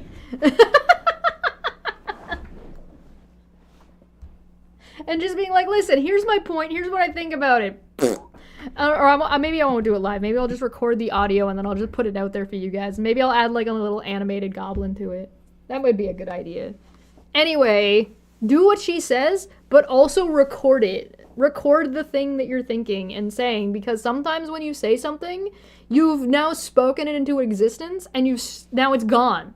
It's gone forever. You're never gonna think about it again. I should buy myself like an actual little recording device that like isn't my phone and just talk to it. And like sometimes like during like doing dishes and it's just like, oh, your mind wanders and you just start and then just babbling away and just fucking the ramblings of a madman. And it like doesn't mean you need to post every stupid fucking thing that you say or publish every stupid fucking thing that you say, but at least then you have like a fucking reference point of the thing, right? Is it too late to change your topic to why committing contempt of court is bad? I feel like that feels like a no. I think you can change your topic at any time. Like I don't think they're gonna stop you. If like halfway through the course I'm like, nah, I don't want to write about bees anymore. Let's write about something else instead. I don't think they can stop me. Nobody can stop me. Do not buy a Panasonic DR60. They are broken and expensive. Oh, okay. Is that like a little tiny recorder? I'm just thinking of like a yak back. If I want to date myself, I'm thinking of a fucking yak back. Where you fucking talk into it and fucking sometimes you can play it backwards and shit.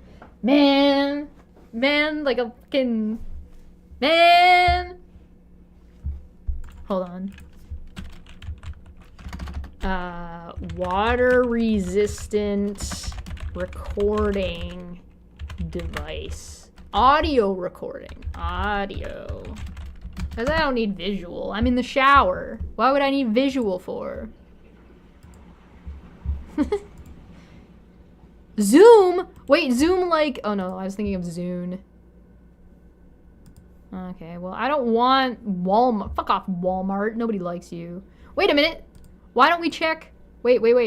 Hold on. Wait a second. We have a Canadian Tire flyer. Maybe Canadian Tire has it. There's also Canadian Computers. I don't think it's going to be in this one. This is a Black Friday one. I don't think they're going to have a Black Friday sale on, or if they do have a sale, because these aren't all the sales. The sales are also in the store. Oh, an ice maker. I kind of want an ice maker, but also, like, I think they're stupid. like, why? Is that a boat? No, it's a garage door opener. Oh. It looks like a boat.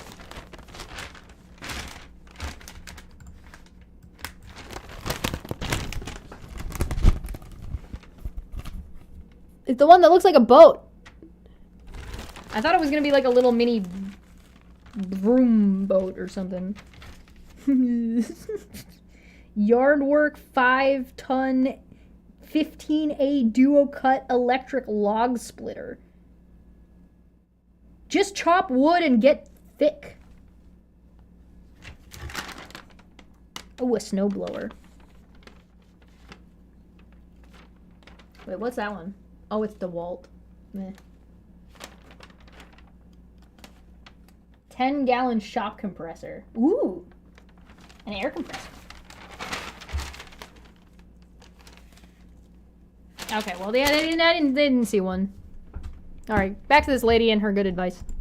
I would ask to describe the topic, and then from there, think about the sources that you can find to back up your opinion. And so after you've done all of that, after your maybe check to make sure your opinion is correct.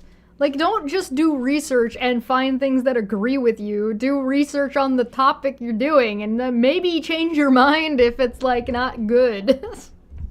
conversation with a friend to make sure that you found the right words to communicate your message. Write them down. Okay, but if you're gonna do that, also make sure that the friend is the demographic of people that you're trying to talk to. Because if your friend isn't the demographic, you're not gonna convince your demographic necessarily because you're not using the right words. Because they're not the demographic, they're not who you're talking to. It's like preaching to a choir. It's like when somebody hands me a fucking book by, like, I don't know, fucking, what's his name? Fuck. That guy, the Christian apologist. And I'm just like, then they're like, this will convince you that God is real, but it's a book that's not for people who don't already believe God is real, and they've marketed the book to pretend that that's what that book is, but that's not really what that book is. You know what I mean? You know what I'm talking about. Have your first paragraph on the page, and then sleep on it, and then look at it again the next day. If you How dare you, George? That's the most offensive thing you've said today. I'm just giving you. No, don't freak out. I'm just giving you a hard time. Walmart Plus is good. I mean, I have Amazon like everybody else. I've stopped using Amazon at all. I haven't used Amazon for almost a year, because I'm Canadian and fuck you. Also, I hate Walmart. Walmart hate in Canada is real. Canada's not like, Canadians don't like Walmart. We'll go to Walmart out of necessity because, like, Kmart is gone and Zellers is gone and Sears is gone. So we kind of have to go to Walmart in some cases. But, like, most people do not like Walmart and only go because it's, like, the only real option that exists. We do not like... Target came up here and just got ass blasted. We do not like that kind of shit, man. So Walmart doesn't do very well up here. Like, it does okay, but it doesn't... And especially with all of the Boycott America stuff, Walmart's been having a hell of a time, and good, fuck them. You still feel convinced by the words that you've written down, then go with that. As you are looking at these speeches and taking the course, think about the passages that are most dear to you, and recite those passages to yourself, and then think about why you like them so much, and then think about that idea that you have that will help. That you think if I'm really bad at expressing why I like something. I'm really good at expressing why I don't like something. If only people would do more of this, then XYZ would happen. As journalists, we hear a lot from politicians, people whose voices are amplified in the media, but those aren't the voices that I would like to hear from. I think that mostly everyone has an idea or a passion, a belief that is very dear to them. And that's what I like to do on Debate Hub. I just bring people on to talk about the stuff that they like.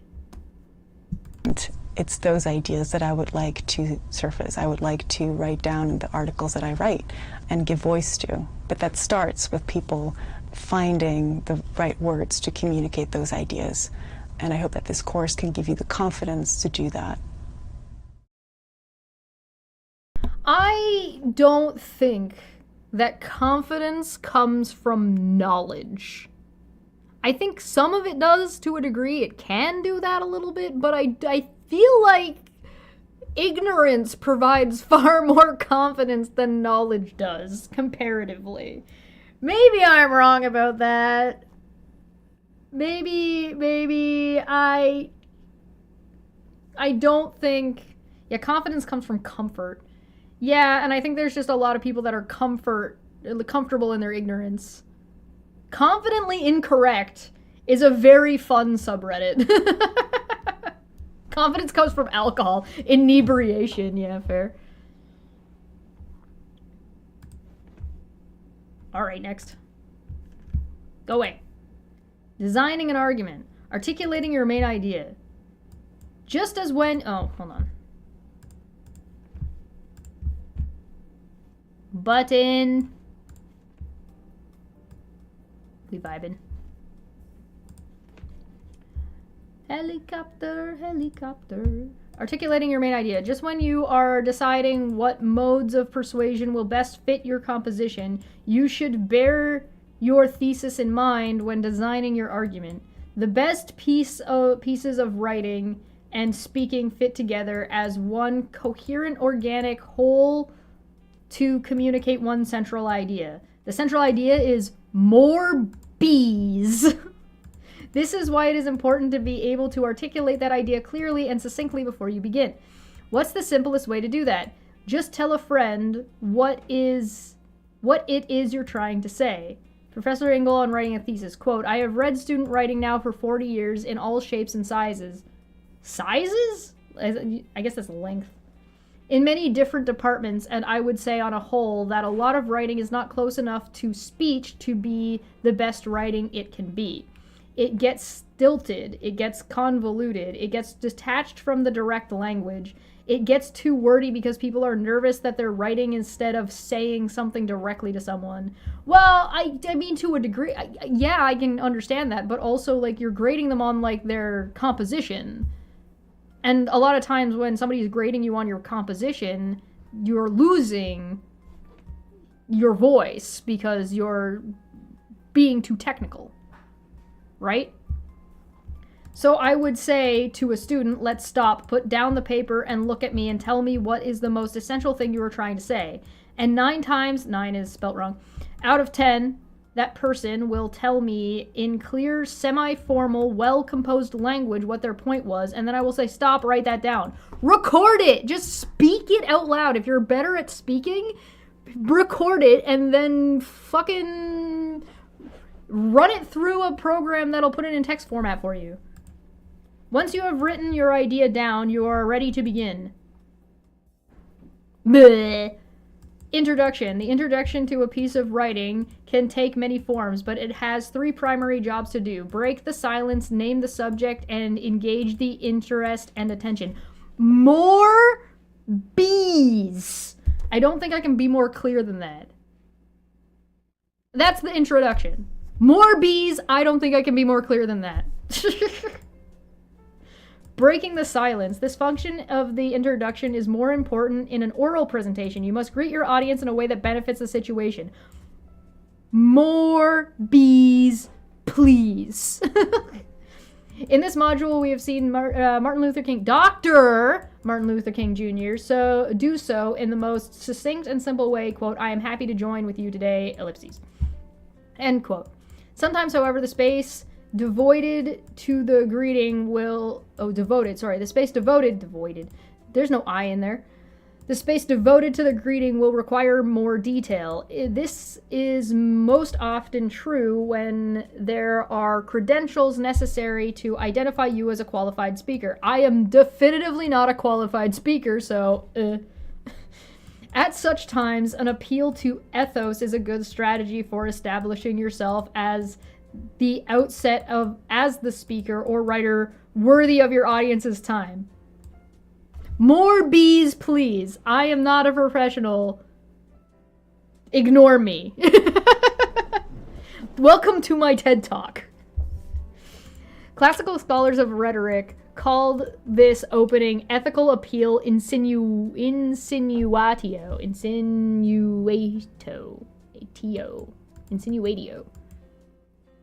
Tatio?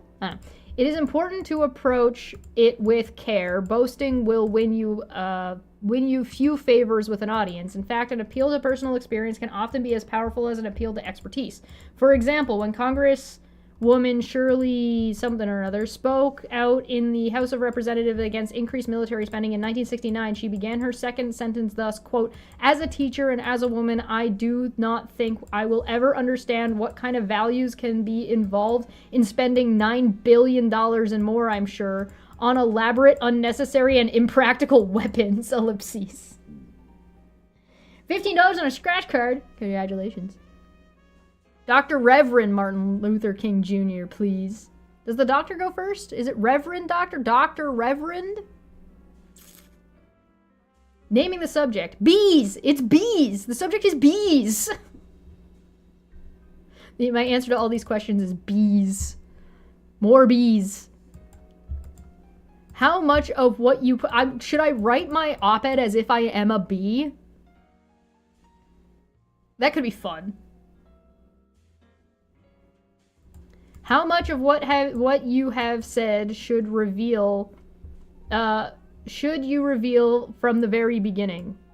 The answer depends on your audience, your topic, and the conventions of the form in which you write or speak. If you took a college class on composition, you are probably urged to give your thesis in full in your introduction, offering a roadmap for the argument. But this is by no means the only way to open a composition. Sometimes merely naming the occasion of the piece will be all your audiences needs to know what you are going to be talking about. At other times, you might want to open with a question, withholding your answer until later. Bees!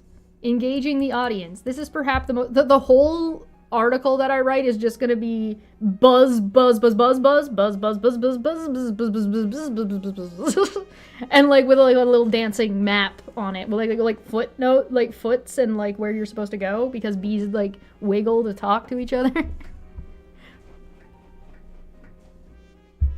Wiggling bees. Engaging the audience.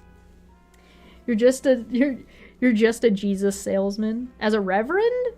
I think you're a little bit more than that. I think reverends do a little bit more than that, but that is the main job, yeah. This is perhaps the most challenging aspect of any introduction. There are many strategies for getting your audience's attention. A few of the most common include 1. Opening with a question and tell why the answer to that question matters. 2. Open with a reputation. Someone or everyone has misunderstood your subject and you have come to set things right. 3. Open with a story, often called a hook. The opening anecdote is one of the most tried and true ways of opening a composition. Can I just write the word bees in all capitals with a couple exclamation marks and bold? I feel like just stating the word bees is a pretty good opening. Statement of fact. Hey, write that down, guys, so we don't forget. Bees. First word in op-ed. Bees. Yappy bee man? That yappy bee man? That does sound like something I would love. Statement of fact. As Professor Engel pointed out in the I Have a Dream speech, Dr. Reverend Martin Luther King Jr. needs to spend... This is why, like, the University of Waterloo has rules. We talked about that before, if you guys remember, a couple of weeks ago. Needs to spend a little time on his narratio. His listeners already know well the injustices that have inspired them to protest. At other times, however, the facts are not merely context. They speak for themselves or can be made to speak by vivid description in requesting an indictment of a suspect accused of murder. For example, detailing the alleged crimes in all the most lurid details may help the prosecutor influence the jury even before coming to the proofs of guilt that he or she may have to offer. Argument.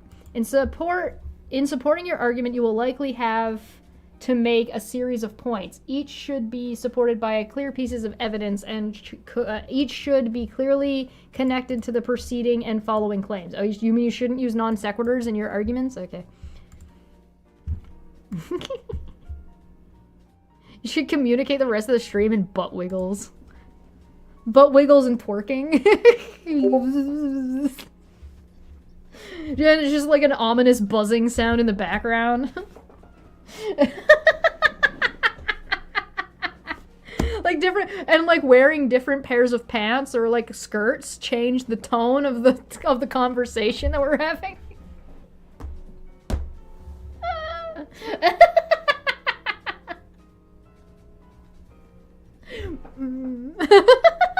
All right. In the what?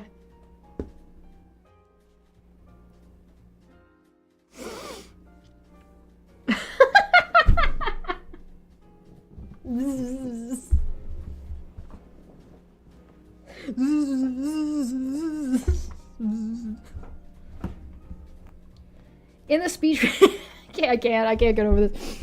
In the speech we read for this module, we saw Mr. Dr. Reverend King make a series of distinct claims that the Founding Fathers had made a promise of equality and freedom, that the nation had defaulted on that promise, and that the need to fulfill that promise was urgent and immediate.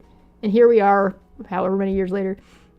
That the action taken to demand its fulfillment must be non-violent, and that his listeners must never give up. I mean, wasn't there a guy who was pissed off at the bank for doing some shady shit, so he like drove a tractor through the through the bank? Wasn't that like a famous story?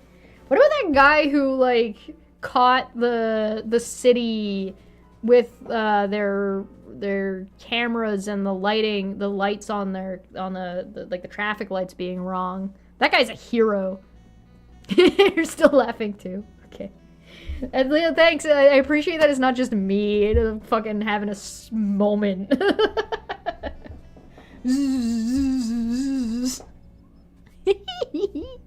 Counter argument: the whatever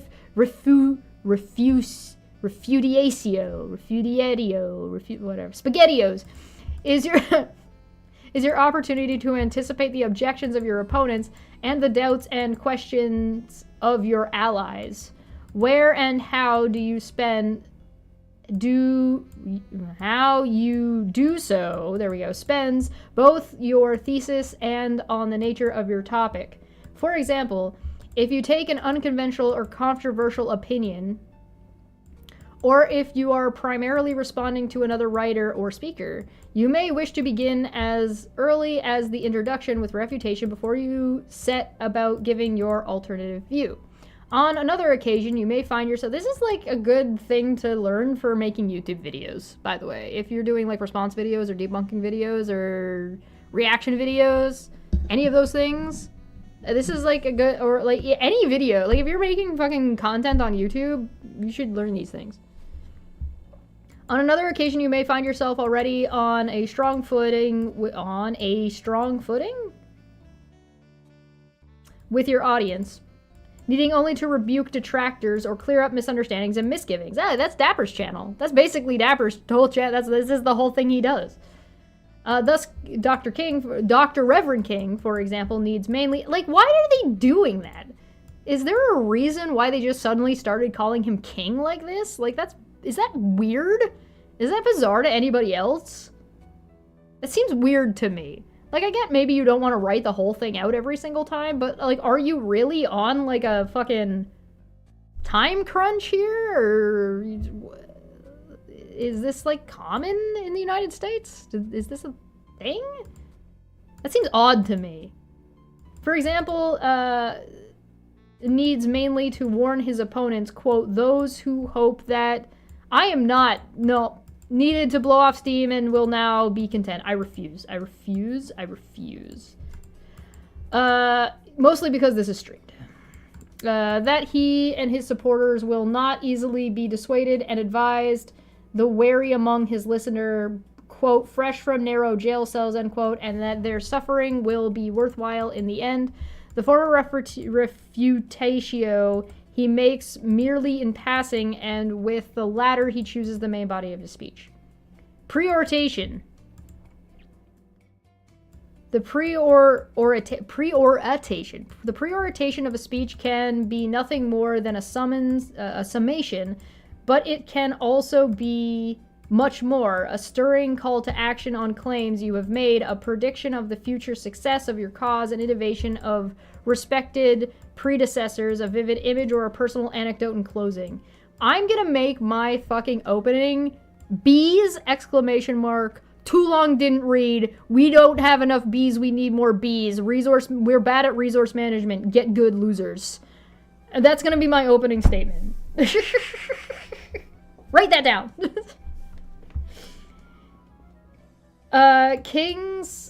Dr. Reverend King's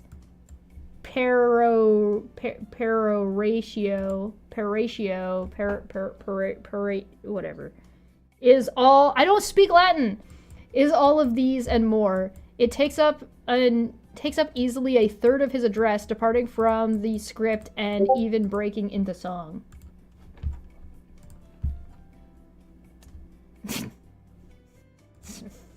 Funny, Smitty. And another day of saving the bees. You be the writer, first draft. Begin to refine your op-ed below. I'm tired. If you have not done so already, do some research to find evidence to support your claims. Be careful to evaluate your sources for accuracy, bias, and currency of information. How recently was this published? These articles from Harvard Guide sources may assist you evaluating web sources and what's wrong with Wikipedia. Oh, okay. Write a 400 to 600 word op-ed on your topic you chose in Module 1. Use what you have learned so far to strengthen your argument and refine your style. You may wish to begin by copy and pasting your work from the brainstorm and outline activity. Open it in a new tab, blah, blah, blah, submit. Okay. I'm gonna should we stop there and start filling this in tomorrow? Okay, hold on. There's one thing that I'm gonna write down for sure. Bees! Too long, didn't read. For the faint of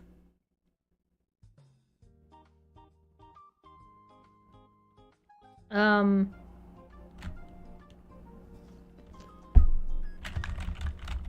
the faint of attention. I'm starting my opening with an insult.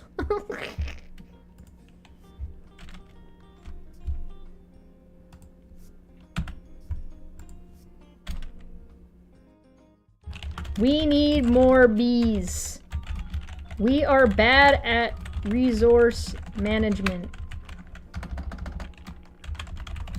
But hark! 'Tis not the end, friends.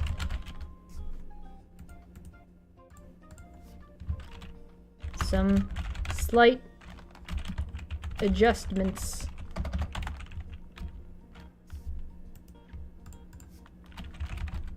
With no additional work, but a more focused viewpoint can resolve our issues. There. We'll be around for tomorrow's stream. Tomorrow's stream is at 8 p.m. Eastern. On Top Hats Off. Pesticides. Bees.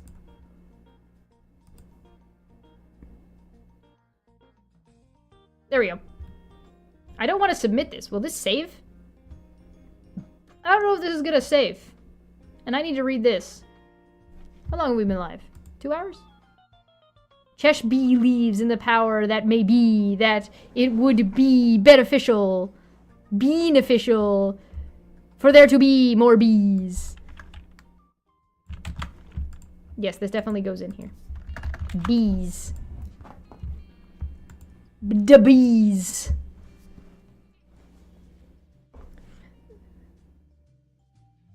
We could also, like, actually try to put the word bee. Can we try to, like, shove as many bee and honey puns into this, like, and Winnie the Pooh references as fucking possible? I feel like I need to reread with the old Winnie the Pooh book. Actually, I don't remember if I ever actually read that book. Did I read Winnie the Pooh? I watched Winnie the Pooh. I don't remember if I read it. I don't know. Bees. Alright, I don't know if that's gonna save, but we're gonna try it. Alright, yeah.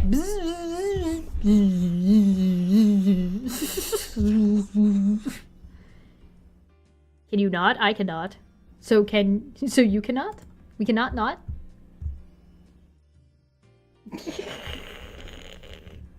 Peter Piper picked a pack of pickled peppers. How many pickled peppers? Peter Piper pick.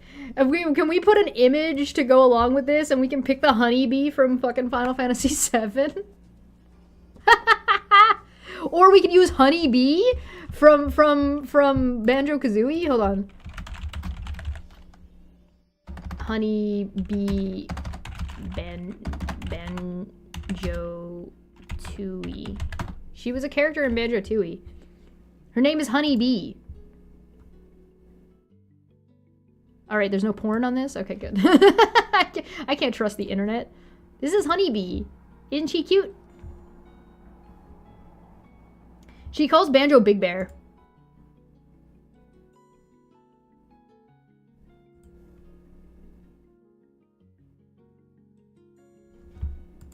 That's Honey Bee.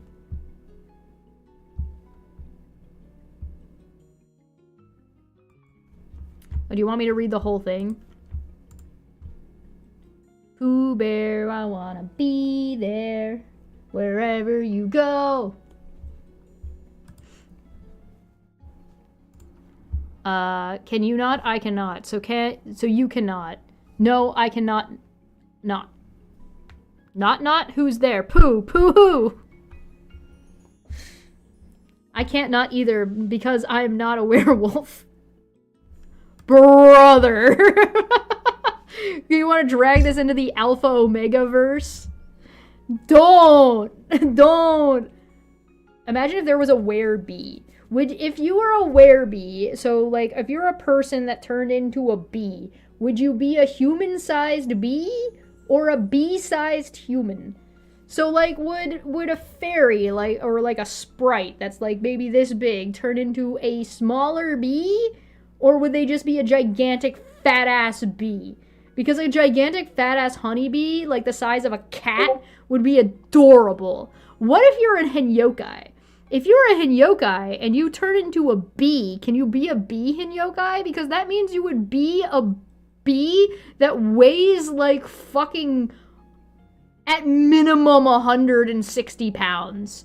You're a 160-pound bee. But are you this size? Because if you're like 160 pounds and you're this big, you could just dive bomb crunch people. Not because it would be too heavy to lift or too heavy to deal with, but because nobody would be fucking expecting it.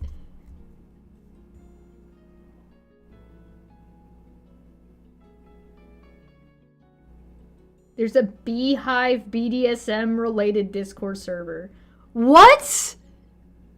What does that mean? Is that like, does that mean there's like a queen and then there's a bunch of like sub dudes hanging around like serving and servicing, and then there's a bunch of girls running around doing the rest of the work?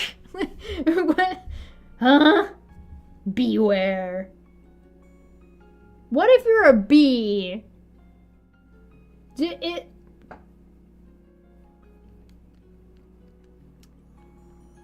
If you're a bee werewolf, when do you turn into a bee, and what is your alignment?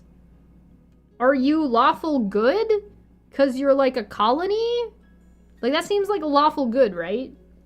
Most things that are in colonies like that are lawful. Bee-man. Never heard about it until this week.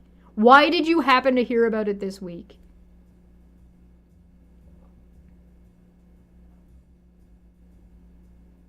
Next stream chest needs to be covered in honey. That would be really expensive.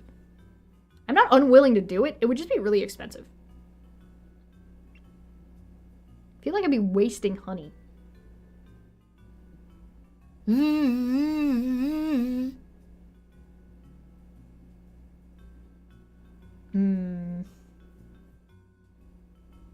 Now I need to write rules for a werebee. I mean, druids can turn into bees, but they're just gonna turn into a bee. They're just a regular bee.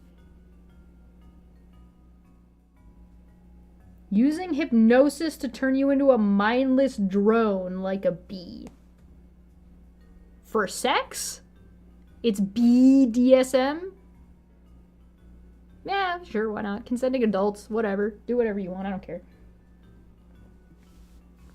We'll scrape the honey off after you and make coffee and cakes. What about coffee cake? And then I can sell it like bathwater.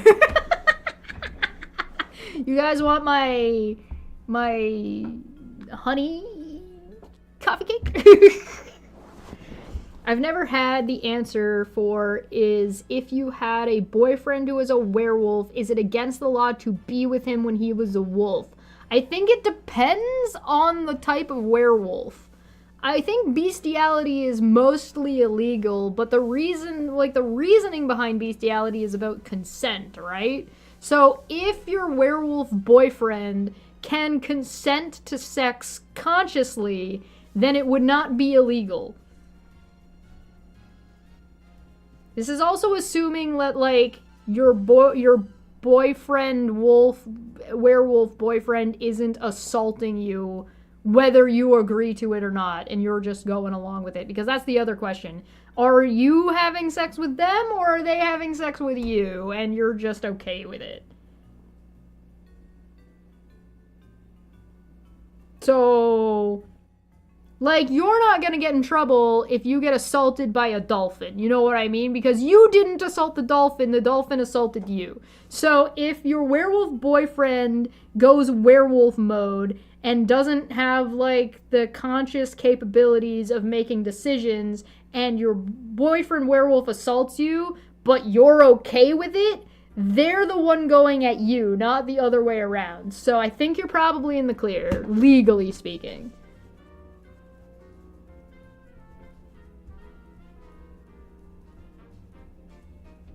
Shesh is quite familiar with how to get away with fucking a werewolf.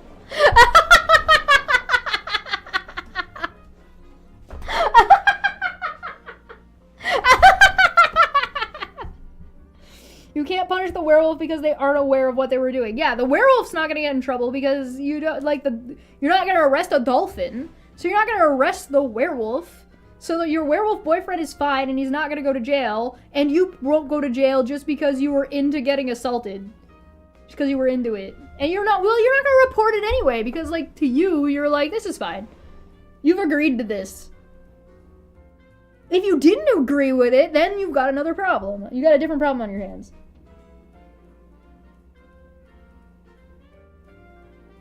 See, that's how you know that animals are dumber than humans. They can't consent to sex. They can consent to sex with each other. We just don't know how to communicate with them in a way that reliably establishes consent. That's the best answer yet, thanks. Hey, no problem. You can quote me. Feel free to clip this and send it to your friends. Who are you having this discussion with? How many other people have you asked? What happened? What are we talking about? Withdrawing consent would be a challenge. Yeah, you wouldn't be able to withdraw. If you're being assaulted, you can't withdraw consent, right? Like, that's not how, because consent wasn't a part of the equation. So you'd have again, different problem on your hands, but, like, the werewolf still wouldn't get in trouble because the werewolf is out of their mind when they're doing this. Now we've changed the stream from Harvard to questionable bestiality. Well, it's fantasy. It's not real. So, you know, it's less of a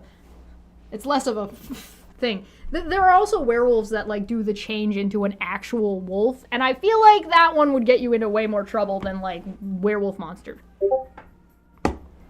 If you know what I mean. Like, if you're talking about, like, people that, like, werewolves that are more like shapeshifters, that one you might end up with a little bit more. That one would be a little bit more sketchy because, like, how did you get into the scenario where you're getting assaulted by an actual wolf?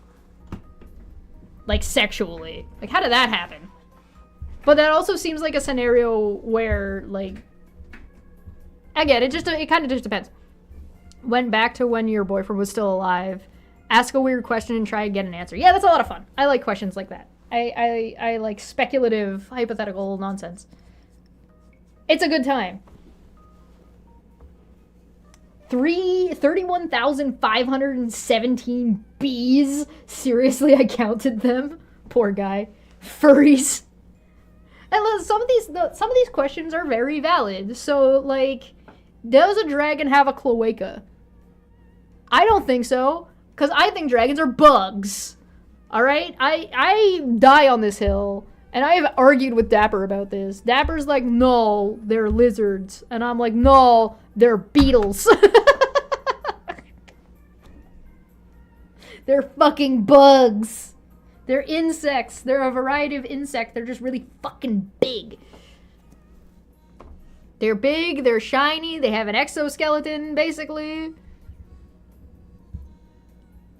We don't have any real confirmation that they have an internal skeleton. They got 6 limbs. They're bugs. Which kind of werewolf are we talking about? A bipedal or a quad? I mean, I don't think that necessarily matters.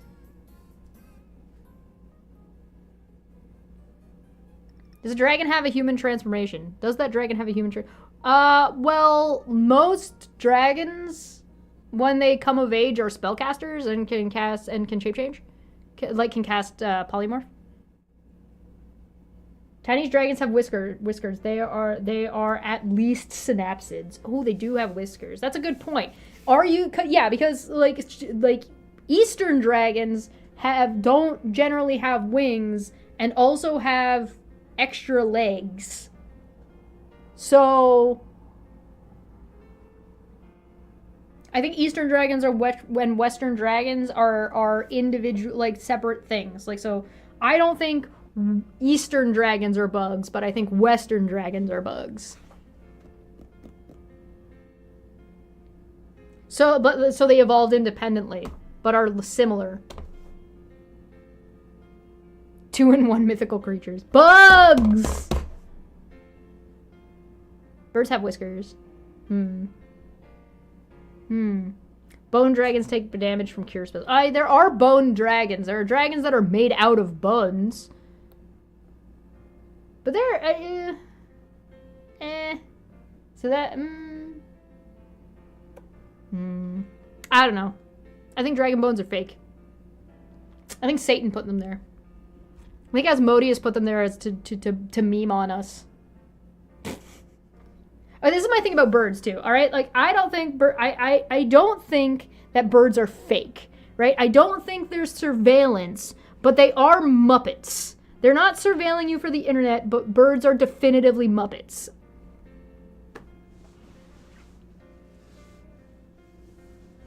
The SMW music. Super Mario World. This is New Donk City Cafe from Super Mario Odyssey.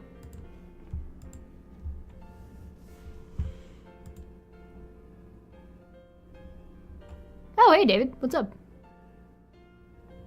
Draco liches have rotting flesh on the outside. Yeah, but that's because they're liches, not because they're dragons. And they only have rotting flesh because they're doing a bad job. Alright, okay. Alright, listen. Liches only have rotting bodies because they're not feeding their phylactery enough souls. If you properly maintain your phylactery, then your skin and shit will not rot away. And the reason most fucking liches start rotting away is because they lose the sensation of like having a regular fucking body, or they get distracted and they don't care because they live forever and they're like, I don't need to worry about it, I'll do it later. So they get complacent. It's complacency that makes a fucking lich look like fucking they're undead. Otherwise their body would look normal. And if you just feed enough fucking souls to your phylactery on a regular basis, caring for your phylactery 101. God damn it. They need fucking instruction manuals. I think that fucking Vecna, who is generally the guy who gives out the secret to lichdom, needs to print out a manual. He's probably disappointed in every fucking lich he has ever assisted in creating because they didn't do a good job taking care of their fucking phylactery.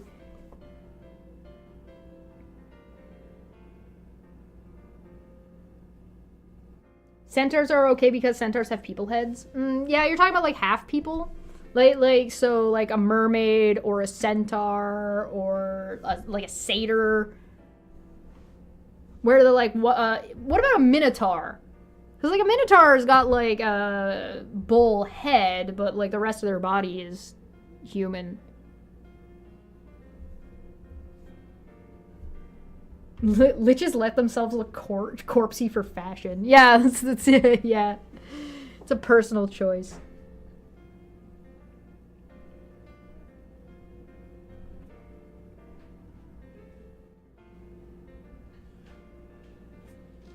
Cheshire would be either Vecna or the Raven Queen if she were in the D&D world. I don't know about that. You know what? We can talk about that on another day. I'm gonna get out of here. Thank you so much for joining me today. I hope you guys had fun. We were live for 2.5 hours. Good job, everybody. We'll come back and work on our thesis / op-ed first draft soon. I'm gonna be pseudo gone next week, so if you don't see me around too much, I'm house sitting / dog sitting. So I will be back soon. Bye.